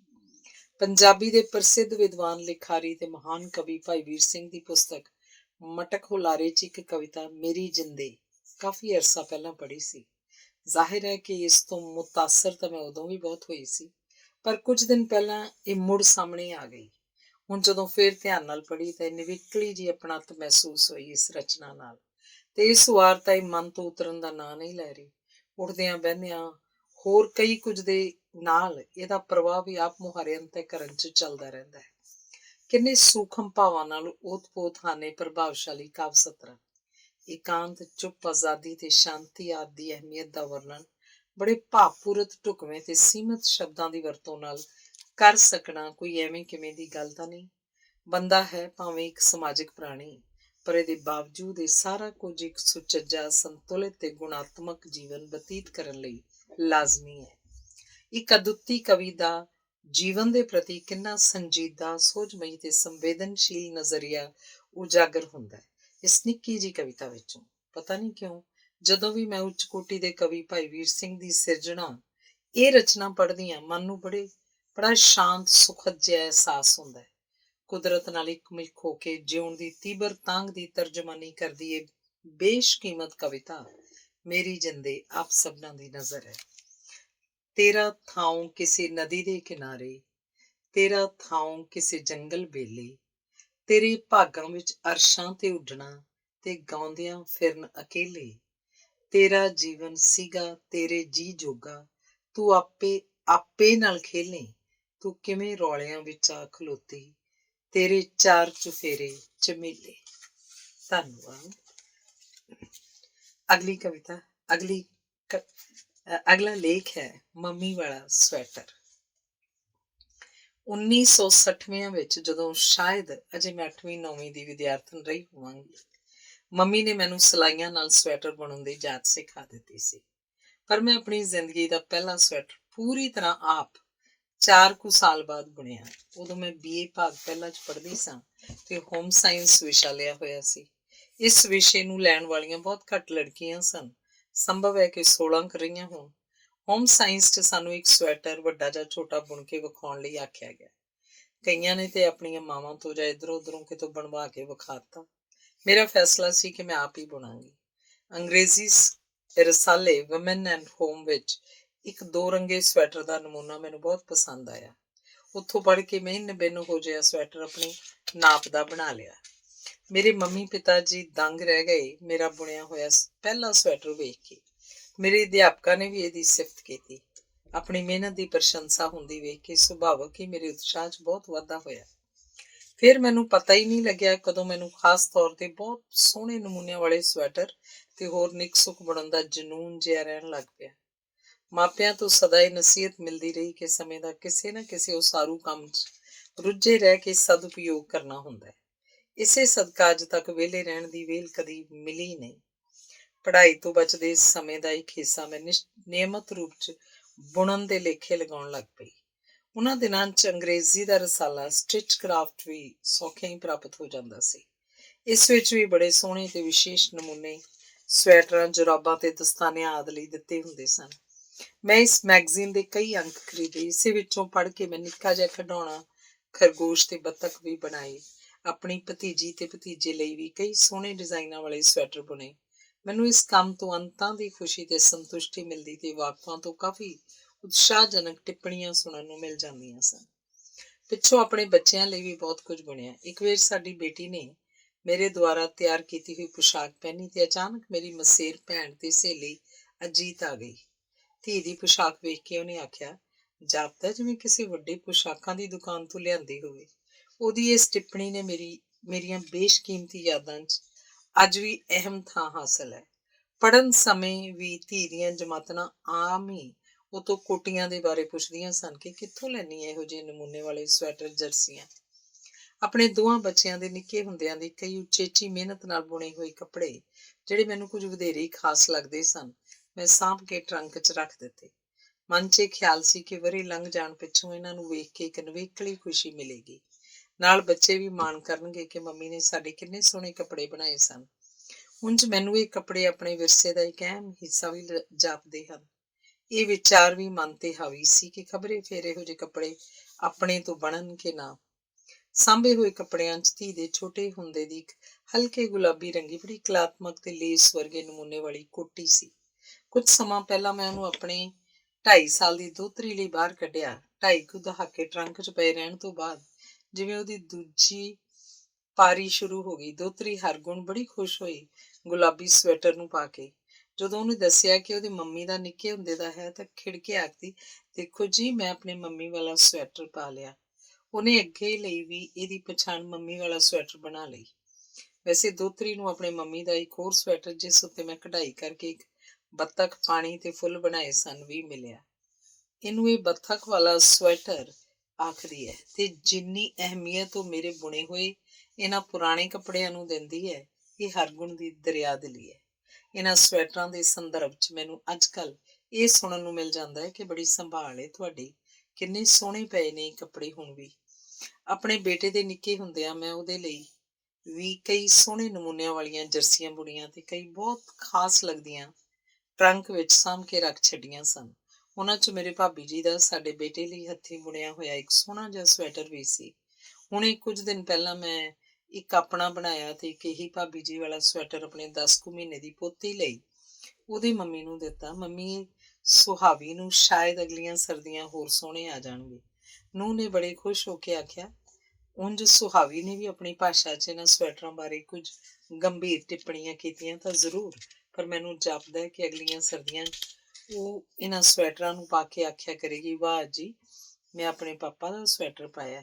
ਭਾਵੇਂ ਬੱਚਿਆਂ ਕੋਲ ਵੰਨ ਸੁਵੰਨੇ ਨਵੇਂ ਕੱਪੜੇ ਪਏ ਹੋਣ, ਪਰ 2-2.5 ਦਹਾਕਿਆਂ ਤੋਂ ਸਾਂਭੇ ਕੱਪੜਿਆਂ ਨੂੰ ਅਗਲੀ ਪੀੜ੍ਹੀ ਲਈ ਮੁੜ ਵਰਤੋਂ 'ਚ ਲਿਆ ਕੇ ਇੱਕ ਅਦਭੁਤ ਖੁਸ਼ੀ ਮਿਲਦੀ ਹੈ। ਕਿੰਨੀਆਂ ਭਾਵਨਾਵਾਂ ਜੋ ਜੁੜੀਆਂ ਹੁੰਦੀਆਂ ਨੇ ਇਹਨਾਂ ਨਾਲ। ਧੰਨਵਾਦ। ਅਗਲਾ ਲੇਖ ਹੈ ਵੱਡੇ ਤੇ ਸਿਆਣੇ ਹੋਣ ਦਾ ਭਰਮ। ਕਿੰਨੀ ਓਪਰੀ ਗੱਲ ਹੈ ਨਾ, ਕਿ ਜਦੋਂ ਅਸੀਂ ਬੱਚੇ ਹੁੰਦੇ ਹਾਂ ਤਾਂ ਦਿਲ ਕਰਦਾ ਹੈ ਕਿ ਅਸੀਂ ਜਲਦੀ ਵੱਡੇ ਹੋ ਜਾਈਏ। ਉਸ ਵੇਲੇ ਵੱਡੇ ਹੋਣਾ ਬੜੀ ਰਸ਼ਕ ਕਰਨ ਯੋਗ ਅਵਸਥਾ ਜੋ ਭਾਸਦੀ ਹੁੰਦੀ ਹੈ। ਸ਼ਾਇਦ ਇਹ ਵੀ ਮਹਿਸੂਸ ਹੁੰਦਾ ਹੈ ਕਿ ਵੱਡਿਆਂ ਦੀਆਂ ਕਿੰਨੀਆਂ ਮੌਜਾਂ ਨੇ, ਕਿਵੇਂ ਆਪਣੀ ਮਰਜ਼ੀ ਕਰਦੇ ਨੇ, ਕਿਸੇ ਤੋਂ ਹੁਕਮ ਨਹੀਂ ਸੁਣਨੇ ਪੈਂਦੇ ਇਹਨਾਂ ਨੂੰ, ਕਿੰਨੀ ਆਜ਼ਾਦੀ ਯਾਦ। ਫਿਰ ਜਦੋਂ ਅਸਲ 'ਚ ਹੀ ਵੱਡੇ ਹੋ ਜਾਂਦੇ ਹਾਂ ਤਾਂ ਮੁੜ ਛੋਟੇ ਹੋਣ ਨੂੰ ਮਨ ਕਰਦਾ। ਪਰ ਇਹ ਵੀ ਸੱਚਾਈ ਹੈ ਕਿ ਅਸੀਂ ਭਾਵੇਂ ਕਿੰਨੇ ਵੱਡੇ ਕਿਉਂ ਨਾ ਹੋ ਜਾਈਏ, ਸਾਡੇ ਅੰਦਰਲਾ ਬੱਚਾ ਆਪਣੇ ਬਚਪਨ ਦੀ ਅਵਸਥਾ ਤੋਂ ਅੱਗੇ ਕਦੇ ਤੁਰਦਾ ਹੀ ਨਹੀਂ। ਇਹ ਤਾਂ ਨਹੀਂ ਪਤਾ ਕਿ ਉਹ ਅਜਿਹਾ ਕਿਸ ਤਰ੍ਹਾਂ ਸੰਭਵ ਬਣਾਉਂਦਾ ਹੈ, ਪਰ ਰਹਿੰਦਾ ਉਹ ਸਦਾ ਭੋਲਾਪਨ ਤੇ ਸਾਦਗੀ ਨਾਲ ਓਤ-ਪੋਤ, ਛਲ ਫਰੇਬ ਤੋਂ ਪਰਾਂ, ਕੁਦਰਤ ਨਾਲ ਇੱਕ ਮਿਕ ਤੇ ਇੱਕ ਸੁਰ, ਇੱਕ ਛੋਟਾ ਜਿਹਾ ਬਾਲ ਹੀ ਹੈ ਨਾ ਬੜੀ ਅਜਬ ਤੇ ਕਮਾਲ ਦੀ ਗੱਲ। ਫਿਰ ਉਸ ਨਿੱਕੇ ਦੀ ਇਹ ਸਿਫਤ ਵੇਖੋ, ਹਰ ਵੇਲੇ ਤੁਹਾਨੂੰ ਆਪਣੀ ਹੋਂਦ ਦਾ ਅਹਿਸਾਸ ਵੀ ਨਹੀਂ ਕਰਵਾਉਂਦਾ। ਤੁਸੀਂ ਉਹਦੀ ਮੌਜੂਦਗੀ ਤੋਂ ਐਨ ਬੇਖਬਰ ਹੁੰਦੇ ਹੋ। ਇਹ ਤਾਂ ਜਦੋਂ ਕੋਈ ਨਿੱਕੇ ਬੱਚੇ ਤੁਹਾਡੇ ਸਾਹਮਣੇ ਆ ਜਾਣ ਜਾਂ ਕਿਸੇ ਵੀ ਤਰ੍ਹਾਂ ਬਾਲਾਂ ਦੀ ਸੰਗਤ ਮਿਲਣ ਦਾ ਸਬੱਬ ਬਣ ਜਾਏ, ਖਬਰੇ ਕਿੱਥੋਂ ਤੁਹਾਡੇ ਅੰਦਰ ਉਦੋਂ ਤੱਕ ਗੁੰਮਸੁੰਮ ਬੈਠਾ ਬੱਚਾ ਝੱਟ ਟੱਪ ਕੇ ਬਾਹਰ ਆ ਜਾਂਦਾ ਤੇ ਆਪਣੀ ਹਾਣ ਦਾ ਸਾਥ ਮਾਨਣ ਖਾਤਰ। ਬਸ ਫੇਰ ਤਾਂ ਜਿਵੇਂ ਕੋਈ ਚਮਤਕਾਰ ਵਾਪਰਦਾ ਹੈ। ਪਤਾ ਨਹੀਂ ਲੱਗਦਾ ਕਦੋਂ ਤੁਸੀਂ ਇਸ ਦੁਰਲੱਭ ਅਵਸਰ ਦਾ ਲੁਤਫ ਲੈਂਦੇ, ਲੁਕਣ ਮੀਟੀ ਖੇਡਦੇ, ਉਹਨਾਂ ਦੇ ਮਾਸੂਮ ਸਵਾਲਾਂ ਦੇ ਉੱਤਰ ਦਿੰਦੇ ਬਿਲਕੁਲ ਤਰੋ-ਤਾਜ਼ਾ ਹੋ ਜਾਂਦੇ ਹੋ, ਸਭ ਕਿਸਮ ਦੇ ਝੋਰਿਆਂ ਚਿੰਤਾਵਾਂ ਤੋਂ ਕਤਈ ਮੁਕਤ। ਤੁਸੀਂ ਸ਼ਾਇਦ ਹੈਰਾਨ ਵੀ ਰਹਿ ਜਾਂਦੇ ਹੋ ਆਪਣੇ ਅੰਦਰਲੇ ਬੱਚੇ ਨਾਲ ਇਸ ਤਰ੍ਹਾਂ ਅਚਾਨਕ ਹੋਈ ਮਿਲਣੀ ਤੇ। ਇਹਦੇ ਲਈ ਸ਼ੁਕਰਗੁਜ਼ਾਰ ਤਾਂ ਉਹਨਾਂ ਬੱਚਿਆਂ ਦਾ ਹੋਣਾ ਬਣਦਾ ਹੈ ਨਾ, ਜਿਨ੍ਹਾਂ ਦੇ ਬਹਾਨੇ ਤੁਹਾਡੇ ਅੰਦਰਲਾ ਬੱਚਾ ਵੀ ਤੁਹਾਨੂੰ ਇੱਕ ਅਸੀਮ ਤੇ ਅਪੂਰਵ ਖੁਸ਼ੀ ਦੇਣ ਦਾ ਜ਼ਰੀਆ ਬਣਿਆ। ਅਜਿਹੇ ਸੁਭਾਗ ਮੌਕਿਆਂ ਦਾ ਸਭ ਤੋਂ ਵੱਧ ਗਿਆਨਯੋਗ ਗੱਲ ਇਹ ਭਾਸਦੀ ਹੈ ਕਿ ਹੋਰ ਗੈਰ ਹਾਜ਼ਰੀ ਜਿਹੇ ਕੰਮਾਂ ਨੂੰ ਛੱਡ ਕੇ ਬੱਚਿਆਂ ਦੀ ਸੰਗਤ ਮਾਨਣ ਤੇ ਪੂਰਾ ਧਿਆਨ ਕੇਂਦਰਿਤ ਰੱਖਿਆ ਜਾਵੇ। ਆਪਣੇ ਅੰਦਰਲੇ ਬੱਚੇ ਨੂੰ ਵੀ ਖੁੱਲ੍ਹ ਕੇ ਵਿਚਰਨ ਦਿੱਤਾ ਜਾਵੇ ਤਾਂ ਜੋ ਉਹਦਾ ਬਚਪਨਾ ਮੁਰਝਾਉਣ ਦੀ ਬਜਾਏ ਪ੍ਰਫੁੱਲਤ ਹੋ ਸਕੇ। ਇਸ ਪ੍ਰਕਿਰਿਆ ਦਾ ਲਾਭ ਕਈ ਵਾਰ ਪਿੱਛੋਂ ਜ਼ਿਆਦਾ ਮਹਿਸੂਸ ਕਰਨ ਨੂੰ ਮਿਲਦਾ ਹੁੰਦਾ ਹੈ, ਜਦੋਂ ਅਜਿਹੇ ਸਮਿਆਂ ਨੂੰ ਮਹਿਜ਼ ਚਿਤਾਰ ਕੇ ਵੀ ਰੂਹ ਇੱਕ ਅਦੁੱਤੀ ਹੁਲਾਸ ਨਾਲ ਲਬਰੇਜ਼ ਹੋ ਜਾਂਦੀ ਹੈ। ਅਜਿਹੀ ਮਨੋਬਿਰਤੀ ਵਾਲੇ ਇਨਸਾਨ ਜ਼ਿੰਦਗੀ ਦੀ ਸ਼ਾਮ ਸਮੇਂ, ਭਾਵ ਬੁਢੇਪੇ ਦੀ ਅਵਸਥਾ ਤੇ ਪੁੱਜ ਕੇ ਵੀ ਬਚਪਨੇ ਦਾ ਆਨੰਦ ਮਾਣਨ ਵਿੱਚ ਕਾਫੀ ਹੱਦ ਤੱਕ ਕਾਮਯਾਬ ਹੋ ਜਾਂਦੇ ਹਨ ਤੇ ਇਸ ਨਜ਼ਰੀਏ ਵਾਲਿਆਂ ਨੂੰ ਮੁਕਾਬਲਤਨ ਸਿਹਤ ਸੰਬੰਧੀ ਸਮੱਸਿਆਵਾਂ ਵੀ ਘੱਟ ਪੇਸ਼ ਆਉਂਦੀਆਂ ਹਨ। ਇਹ ਵੀ ਆਮ ਹੀ ਵਾਪਰਦਾ ਹੈ ਕਿ ਅਸੀਂ ਛੋਟੇ ਬੱਚਿਆਂ ਦੀਆਂ ਨਿੱਕੀਆਂ ਗੱਲਾਂ ਨੂੰ ਕੋਈ ਬਹੁਤੀ ਗੰਭੀਰਤਾ ਨਾਲ ਨਹੀਂ ਲੈਂਦੇ। ਬਾਲਾਂ ਨੂੰ ਅਣਜਾਣ ਸਮਝਦੇ ਹੋਏ ਉਹਨਾਂ ਦੁਆਰਾ ਕੀਤੀਆਂ ਜਾਂਦੀਆਂ ਟਿੱਪਣੀਆਂ ਨੂੰ ਅਸੀਂ ਆਪਣੇ ਚਿੰਤਨ ਦਾ ਹਿੱਸਾ ਨਹੀਂ ਬਣਾਉਂਦੇ ਤੇ ਨਾ ਹੀ ਉਹਨਾਂ ਦੇ ਆਮ ਵਿਹਾਰ ਨੂੰ ਕਦੇ ਗੌਲਣਯੋਗ ਸਮਝਦੇ ਹਾਂ, ਜਦਕਿ ਸੱਚਾਈ ਇਹ ਹੈ ਕਿ ਉਹਨਾਂ ਦੀਆਂ ਸਾਦਾ ਜਿਹੀਆਂ ਦਿਸਦੀਆਂ ਬਾਤਾਂ ਵਿੱਚ ਆਮ ਹੀ ਜ਼ਿੰਦਗੀ ਦੀਆਂ ਸਿਆਣਪਾਂ ਤੇ ਸਾਡੇ ਵੱਡਿਆਂ ਲਈ ਬੜੇ ਕਾਰਗਰ ਸੁਨੇਹੇ ਛੁਪੇ ਹੁੰਦੇ ਹਨ। ਇਹ ਚੇਤੇ ਰੱਖਣਾ ਲਾਜ਼ਮੀ ਪ੍ਰਤੀਤ ਹੁੰਦਾ ਹੈ ਕਿ ਚੇਤਨਾ ਤੇ ਵਿਵੇਕ ਦਾ ਉਮਰ ਨਾਲ ਕੋਈ ਪੱਕਾ ਸੰਬੰਧ ਹੈ ਵੀ ਨਹੀਂ। ਸਾਡੇ ਕੋਲ ਅਣਗਿਣਤ ਮਿਸਾਲਾਂ ਇਸ ਤੱਥ ਦੀ ਪੁਸ਼ਟੀ ਕਰਦੀਆਂ ਮੌਜੂਦ ਹਨ। ਕਿਸੇ ਖਿਡੌਣੇ ਦੇ ਮਿਲਣ ਜਾਂ ਖਾਣ ਲਈ ਪਸੰਦ ਦਾ ਕੁਝ ਮਿਲਣ ਪਿੱਛੋਂ ਬੱਚੇ ਜਿੰਨੇ ਰੱਜੇ ਪੁੱਜੇ ਤੇ ਤ੍ਰਿਪਤ ਹੁੰਦੇ ਨੇ, ਹੈਰਾਨ ਰਹਿ ਜਾਈਦਾ ਹੈ। ਅਸੀਂ ਵੱਡੇ ਸਭ ਕੁਝ ਹੁੰਦਿਆਂ ਸੁਣਿਆਂ ਕੇਵਲ ਸ਼ਿਕਾਇਤਾਂ ਤੇ ਥੋੜ੍ਹਾਂ ਦੀਆਂ ਪੰਡਾਂ ਹੀ ਫਰੋਲਦੇ ਰਹਿੰਦੇ ਹਾਂ। ਇੱਕ ਬੱਚੇ ਦੇ ਲਈ ਵਧੀਆ ਸੰਤੁਸ਼ਟ ਜੀਵਨ ਦੇ ਮਾਇਨੇ ਹੀ ਇਹ ਨੇ ਕਿ ਉਹਦੀਆਂ ਵਕਤੀ ਲੋੜਾਂ ਅਨੁਸਾਰ ਉਹਨੂੰ ਸਾਜ਼ੋ ਸਾਮਾਨ ਉਪਲਬਧ ਹੋਵੇ। ਬਸ ਇਸ ਤੋਂ ਅੱਗੇ ਉਹਦੀ ਹੋਰ ਕੋਈ ਤਮੰਨਾ ਜਾਂ ਲਾਲਸਾ ਨਹੀਂ ਹੁੰਦੀ। ਉਹ ਸਦਾ ਅੱਜ ਤੇ ਹੁਣ ਵਿੱਚ ਜਿਉਂਦੇ ਨੇ। ਬਾਲਾਂ ਦੁਆਰਾ ਸਮੇਂ-ਸਮੇਂ ਕੀਤਾ ਜਾਂਦਾ ਖੁਸ਼ੀ ਦਾ ਇਜ਼ਹਾਰ ਵੀ ਤਾਂ ਵੱਡਿਆਂ ਲਈ ਇੱਕ ਸਬਕ ਹੁੰਦਾ ਹੈ। ਨਿੱਕੀਆਂ ਪ੍ਰਾਪਤੀਆਂ ਉੱਤੇ ਖਿੜ-ਪੁੜ ਜਾਣਾ ਤੇ ਖੇੜਾ ਵੰਡਣਾ ਸਾਨੂੰ ਮਨੋਕਲਪਿਤ ਚਿੰਤਾਵਾਂ ਤੋਂ ਮੁਕਤ ਹੋ ਕੇ ਜੀਵਨ ਵਿੱਚ ਵਿਚਰਨ ਦੀ ਜਾਚ ਹੀ ਤਾਂ ਦੱਸਦਾ। ਬੱਚੇ ਬਗੈਰ ਕਿਸੇ ਭੇਦਭਾਵ ਤੇ ਵਿਤਕਰੇ ਦੇ ਹਰ ਇੱਕ ਦੀ ਜਿਵੇਂ ਸਿਫਤ ਕਰਦੇ ਹਨ। ਜੇ ਅਸੀਂ ਵੱਡੇ ਅਜਿਹਾ ਰੁਖ ਅਪਣਾਉਂਦੇ ਹਾਂ ਤਾਂ ਹੁਣ ਤੱਕ ਆਪਣੀ ਵੱਸੋਂ ਬਾਹਰ ਦਿਖਾਈ ਦਿੰਦੇ ਸੁੱਖ ਸ਼ਾਂਤੀ ਪਹੁੰਚ ਵਿੱਚ ਆਏ ਮਹਿਸੂਸ ਹੋਣ ਲੱਗ ਪੈਣਗੇ। ਬਹੁਤ ਵੇਰ ਅਜਿਹਾ ਹੁੰਦਾ ਹੈ ਕਿ ਵੱਡਿਆਂ ਨੂੰ ਕਿਸੇ ਮੌਕੇ ਤੇ ਦਰਪੇਸ਼ ਸਮੱਸਿਆ ਦਾ ਉਪਾਅ ਨਹੀਂ ਸੁੱਝ ਰਿਹਾ ਹੁੰਦਾ। ਉਸੇ ਵੇਲੇ ਕੋਈ ਬੱਚਾ ਜਿਹਨੂੰ ਅਸੀਂ ਅਣਜਾਣ ਸਮਝ ਰਹੇ ਹੁੰਦੇ ਹਾਂ ਸਹਿਜੇ ਹੀ ਸਮਾਧਾਨ ਸੁਝਾ ਦਿੰਦਾ ਹੈ। ਸਾਰੇ ਹੈਰਾਨ ਹੋ ਜਾਂਦੇ ਨੇ ਉਹਦੀ ਸੂਝ-ਬੂਝ ਦਾ ਪੱਧਰ ਵੇਖ ਕੇ। ਪ੍ਰਤੀਤ ਇਹ ਹੁੰਦਾ ਹੈ ਕਿ ਬੱਚੇ ਕਿਸੇ ਪੇਚੀਦਾ ਗੱਲ ਨੂੰ ਸਰਲ ਤੇ ਸਾਦਾ ਵਿੱਚ ਝੱਟ ਹੀ ਤਬਦੀਲ ਕਰ ਸਕਦੇ ਨੇ, ਜਦ ਕਿ ਅਸੀਂ ਵੱਡੇ ਕਈ ਵਾਰ ਕਿਸੇ ਸਿੱਧ ਪੱਧਰੀ ਬਾਤ ਨੂੰ ਗੁੰਝਲਦਾਰ ਬਣਾ ਛੱਡਦੇ ਹਾਂ। ਬੇਸ਼ੁਮਾਰ ਵਡਮੁੱਲੇ ਸੁਨੇਹੇ ਬੱਚੇ ਸਹਿਜ ਸੁਭਾਅ ਆਪਣੇ ਵਿਹਾਰ ਰਾਹੀਂ ਦਿੰਦੇ ਰਹਿੰਦੇ ਹਨ। ਭਾਵ ਤਾਂ ਇਹ ਹੈ ਕਿ ਵੱਡਿਆਂ ਨੂੰ ਖੁੱਲ੍ਹਦਿਲੀ ਦਾ ਸਬੂਤ ਦਿੰਦੇ ਹੋਏ ਨਿੱਕਿਆਂ ਦੀਆਂ ਭੋਲੇ ਭਾਅ ਕੀਤੀਆਂ ਬਾਤਾਂ ਵਿੱਚੋਂ ਝਲਕਦੀ ਕਾਬਲੀਅਤ ਤੋਂ ਕੋਈ ਸੇਧ ਲੈਣ ਵਿੱਚ ਝਿਜਕ ਮਹਿਸੂਸ ਨਾ ਹੋਵੇ। ਉਂਝ ਵੀ ਸਿੱਖਣ ਲਈ ਤਾਂ ਸਾਰੀਆਂ ਉਮਰਾਂ ਯੋਗ ਹੁੰਦੀਆਂ ਨੇ ਤੇ ਬੰਦਾ ਸਦਾ ਜਾਣਕਾਰੀ 'ਚ ਵਾਧਾ ਕਰਦਾ ਰਹਿ ਸਕਦਾ, ਬਸ਼ਰਤੇ ਮਨੋਬਿਰਤੀ ਇਸ ਤਰ੍ਹਾਂ ਦੀ ਹੋਵੇ। ਮਨ ਦੀ ਅਜਿਹੀ ਅਵਸਥਾ ਕਿਸੇ ਨੂੰ ਬਜ਼ੁਰਗੀ ਦਾ ਅਹਿਸਾਸ ਹੋਣ ਹੀ ਨਹੀਂ ਦੇਵੇਗੀ। ਹੁਣ ਦੱਸੋ ਕੋਈ ਕਿੰਨਾ ਕੁ ਤਾਰੀਫ ਕਰ ਸਕੇਗਾ ਨਿੱਕੇ ਬਾਲਾਂ ਵੱਲੋਂ ਵਿਖਾਈ ਜਾਂਦੀ ਸਖਾਵਤ ਦੀ। ਧੰਨਵਾਦ। ਅਗਲਾ ਲੇਖ ਹੈ ਸੋਝਮਈ ਸ਼ਬਦਾਂ ਦਾ ਉਪਹਾਰ। ਕੁਝ ਦਿਨ ਪਹਿਲਾਂ ਸਵੇਰ ਸਮੇਂ ਵੀਰ ਜੀ ਦਾ ਫੋਨ ਆਇਆ। ਉਹਨਾਂ ਦੱਸਿਆ ਕਿ ਭਾਬੀ ਜੀ ਦੇ ਨਾਲ ਉਹ ਸਾਡੇ ਘਰ ਆਉਣ ਬਾਰੇ ਸੋਚ ਰਹੇ ਸਨ, ਜੇ ਸਾਡਾ ਹੋਰ ਕੋਈ ਰੁਝੇਵਾਂ ਨਾ ਹੋਵੇ ਤਾਂ। ਸਾਡੇ ਮੀਆਂ ਬੀਵੀ ਦਾ ਤਾਂ ਸਮਝੋ ਦਿਨ ਬਣ ਗਿਆ। ਅਸੀਂ ਬੜੀ ਚਾਅ ਨਾਲ ਉਹਨਾਂ ਦੀ ਉਡੀਕ ਕਰਨ ਲੱਗੇ। ਉਂਝ ਅਸੀਂ ਹਾਂ ਤਾਂ ਭੈਣ ਭਰਾ, ਪਰ ਅਸਲੀਅਤ ਵਿੱਚ ਦੋਸਤ ਵਧੇਰੇ ਹਾਂ। ਤੇ ਹੁਣ ਜਦੋਂ ਮਾਪੇ ਇਸ ਜਹਾਨ ਤੋਂ ਰੁਖਸਤ ਹੋ ਚੁੱਕੇ ਨੇ ਤਾਂ ਉਹਨਾਂ ਦੀ ਥਾਂ ਵੀ ਭਰਾ ਭਾਬੀ ਨੇ ਹੀ ਲਈ ਹੋਈ ਹੈ। ਜਦੋਂ ਅਸੀਂ ਸਾਰੇ ਇਕੱਠੇ ਹੁੰਦੇ ਹਾਂ ਤਾਂ ਖਾਸ ਤੌਰ ਤੇ ਸਾਹਿਤਕ ਕਿਸਮ ਦੇ ਲਫ਼ਜ਼ ਹੀ ਸਾਡੀ ਚਰਚਾ ਦਾ ਮੁੱਖ ਵਿਸ਼ਾ ਹੁੰਦੇ ਹਨ। ਉਹ ਦੋਨੋਂ ਮੇਰੀਆਂ ਲਿਖਤਾਂ ਵੀ ਦਿਲਚਸਪੀ ਨਾਲ ਪੜ੍ਹਦੇ ਹਨ। ਬੜੀਆਂ ਹੌਸਲਾ ਅਫਜ਼ਾਊ ਟਿੱਪਣੀਆਂ ਆਮ ਹੀ ਕਰਦੇ ਰਹਿੰਦੇ ਹਨ। ਭਾਬੀ ਜੀ ਨੇ ਤਾਂ ਇੱਕ ਵਾਰ ਮੈਨੂੰ ਮੇਰੀ ਪਹਿਲੀ ਪੁਸਤਕ ਬਾਰੇ ਖਤ ਵੀ ਲਿਖਿਆ, ਜਿਹੜਾ ਮੈਂ ਅੱਜ ਵੀ ਸਾਂਭ ਕੇ ਰੱਖਿਆ ਹੋਇਆ। ਇਸ ਵਾਰ ਜਦੋਂ ਆਏ ਤਾਂ ਵੀਰ ਜੀ ਨੇ ਇੱਕ ਕਾਗਜ਼ ਮੈਨੂੰ ਦਿੱਤਾ, ਜਿਸ ਉੱਤੇ ਉਹ ਮੇਰੇ ਪੜ੍ਹਨ ਲਈ John Pal ਮੂਅਰ the Angrezi Kavita drinking from the ਸੌਸਰ ਛਾਪ ਕੇ ਲਿਆਏ ਸਨ। ਇਸ ਕਵਿਤਾ ਦੇ ਵਿਸ਼ੇ ਨੇ ਉਹਨਾਂ ਨੂੰ ਬਹੁਤ ਪ੍ਰਭਾਵਿਤ ਕੀਤਾ ਸੀ। ਮੈਂ ਕਾਵ ਰਚਨਾ ਨੂੰ ਇੱਕ ਤੋਂ ਵੱਧ ਵਾਰ ਪੜ੍ਹਿਆ ਤੇ ਉਸ ਵਿਚਲੇ ਭਾਵ ਮੈਨੂੰ ਆਪਣੇ ਕਈ ਵਰ੍ਹੇ ਪਹਿਲਾਂ ਗੁਜ਼ਰ ਚੁੱਕੇ ਪਿਤਾ ਜੀ ਦੇ ਵਿਚਾਰਾਂ ਨਾਲ ਇੰਨ ਬਿੰਨ ਮੇਲ ਖਾਂਦੇ ਪ੍ਰਤੀਤ ਹੋਏ। ਪਿਤਾ ਜੀ ਸਦਾ ਸ਼ੁਕਰਾਨੇ ਦੇ ਭਾਵਾਂ ਨਾਲ ਓਤ-ਪੋਤ ਰਹਿੰਦੇ ਸਨ ਤੇ ਆਮ ਹੀ ਜੀਵਨ ਦੇ ਵੱਡੇ ਅਰਥਾਂ ਨੂੰ ਸਮਝਣ ਲਈ ਆਖਦੇ। ਲੋੜਵੰਦਾਂ ਦੇ ਪ੍ਰਤੀ ਉਹ ਬਹੁਤ ਹਮਦਰਦੀ ਵਾਲਾ ਰਵੱਈਆ ਰੱਖਦੇ ਸਨ। ਉਹਨਾਂ ਕੋਲੋਂ ਸੁਣੀਆਂ ਬੇਸ਼ੁਮਾਰ ਗੱਲਾਂ ਲੱਗਦੀਆਂ ਤਾਂ ਉਦੋਂ ਵੀ ਵਡਮੁੱਲੀਆਂ ਸਨ, ਪਰ ਜਾਪਦਾ ਹੈ ਜਿਵੇਂ ਸਮੇਂ ਦੇ ਲੰਘਣ ਨਾਲ ਉਹਨਾਂ ਦੇ ਅਰਥ ਮੇਰੇ ਲਈ ਹੋਰ ਡੂੰਘੇ ਹੁੰਦੇ ਜਾ ਰਹੇ ਸਨ ਤੇ ਨਿਰੰਤਰ ਮਾਰਗਦਰਸ਼ਨ ਵੀ ਕਰ ਰਹੀਆਂ ਸਨ। ਜੌਨ ਪਾਲ ਮੂਅਰ ਨੇ ਇਸ ਰਚਨਾ 'ਚ ਸਦਾ ਕਿਰਤੱਗ, ਸਬਰ, ਸੰਤੋਖ ਤੇ ਦੂਸਰਿਆਂ ਦੀ ਮਦਦ ਲਈ ਤਤਪਰ ਹਾਲਤ ਵਿੱਚ ਰਹਿਣ ਵਰਗੇ ਖਿਆਲ ਪ੍ਰਗਟਾਏ ਹਨ। ਵੀਰ ਜੀ ਤੇ ਭਾਬੀ ਜੀ ਦੀ ਫੇਰੀ ਉਂਝ ਵੀ ਸਾਡੇ ਲਈ ਬਹੁਤ ਮਾਇਨੇ ਰੱਖਦੀ ਹੁੰਦੀ ਹੈ, ਪਰ ਇਸ ਵਾਰ ਤਾਂ ਹੋਰ ਖਾਸ ਬਣ ਗਈ। ਮੈਂ ਉਹਨਾਂ ਵੱਲੋਂ ਲਿਆਂਦਾ ਸੋਝਮਈ ਸ਼ਬਦਾਂ ਦਾ ਉਪਹਾਰ ਸਦੀਵੀ ਤੌਰ ਤੇ ਆਪਣੀ ਇੱਕ ਫਾਈਲ ਵਿੱਚ ਸਾਂਭ ਕੇ ਰੱਖ ਲਿਆ। ਮੁੜ-ਮੁੜ ਪੜ੍ਹ ਕੇ ਰੂਹ ਨੂੰ ਇੱਕ ਵਿਸਮਾਦੀ ਅਵਸਥਾ ਵਿੱਚ ਲਿਜਾਣ ਦੇ ਲਈ। ਚੰਗੀਆਂ ਬਾਤਾਂ ਦਾ ਦੁਹਰਾਅ ਤਾਂ ਉਂਝ ਵੀ ਹੁੰਦਾ ਰਹਿਣਾ ਚਾਹੀਦਾ ਹੈ ਨਾ, ਤਾਂ ਜੋ ਇਸ ਜੀਵਨ ਨੂੰ ਕੋਈ ਨਵੀਂ ਨਰੋਈ ਨਕਸ਼ ਨੁਹਾਰ ਤੇ ਸੋਝਾਤਮਕ ਰੰਗਤ ਪ੍ਰਦਾਨ ਕੀਤੀ ਜਾ ਸਕੇ। ਬੇਸ਼ਕੀਮਤ ਸੁਗਾਤ ਜਿਹੀ ਇਸ ਕਵਿਤਾ ਦਾ ਮੈਂ ਆਪਣੀ ਸੋਝੀ ਅਨੁਸਾਰ ਪੰਜਾਬੀ 'ਚ ਅਨੁਵਾਦ ਕੀਤਾ, ਜੋ ਆਪ ਸਭਨਾਂ ਨਾਲ ਸਾਂਝਾ ਕਰਨ ਦੀ ਖੁਸ਼ੀ ਲੈ ਰਹੀ ਹਾਂ। ਪਲੇਟ ਵਿੱਚੋਂ ਚਾਹ ਪੀਣਾ। ਨਾ ਕਦੇ ਮੈਂ ਬਹੁਤਾ ਧਨ ਕਮਾਇਆ, ਨਾ ਹੀ ਕਦੇ ਇਹ ਹੋਣ ਲੱਗਾ, ਪਰ ਫਰਕ ਨਾ ਪੈਂਦਾ ਮੈਨੂੰ ਕੋਈ, ਇੰਝ ਹੀ ਖੁਸ਼ ਹਾਂ ਮੈਂ ਤਾਂ ਬਹੁਤ।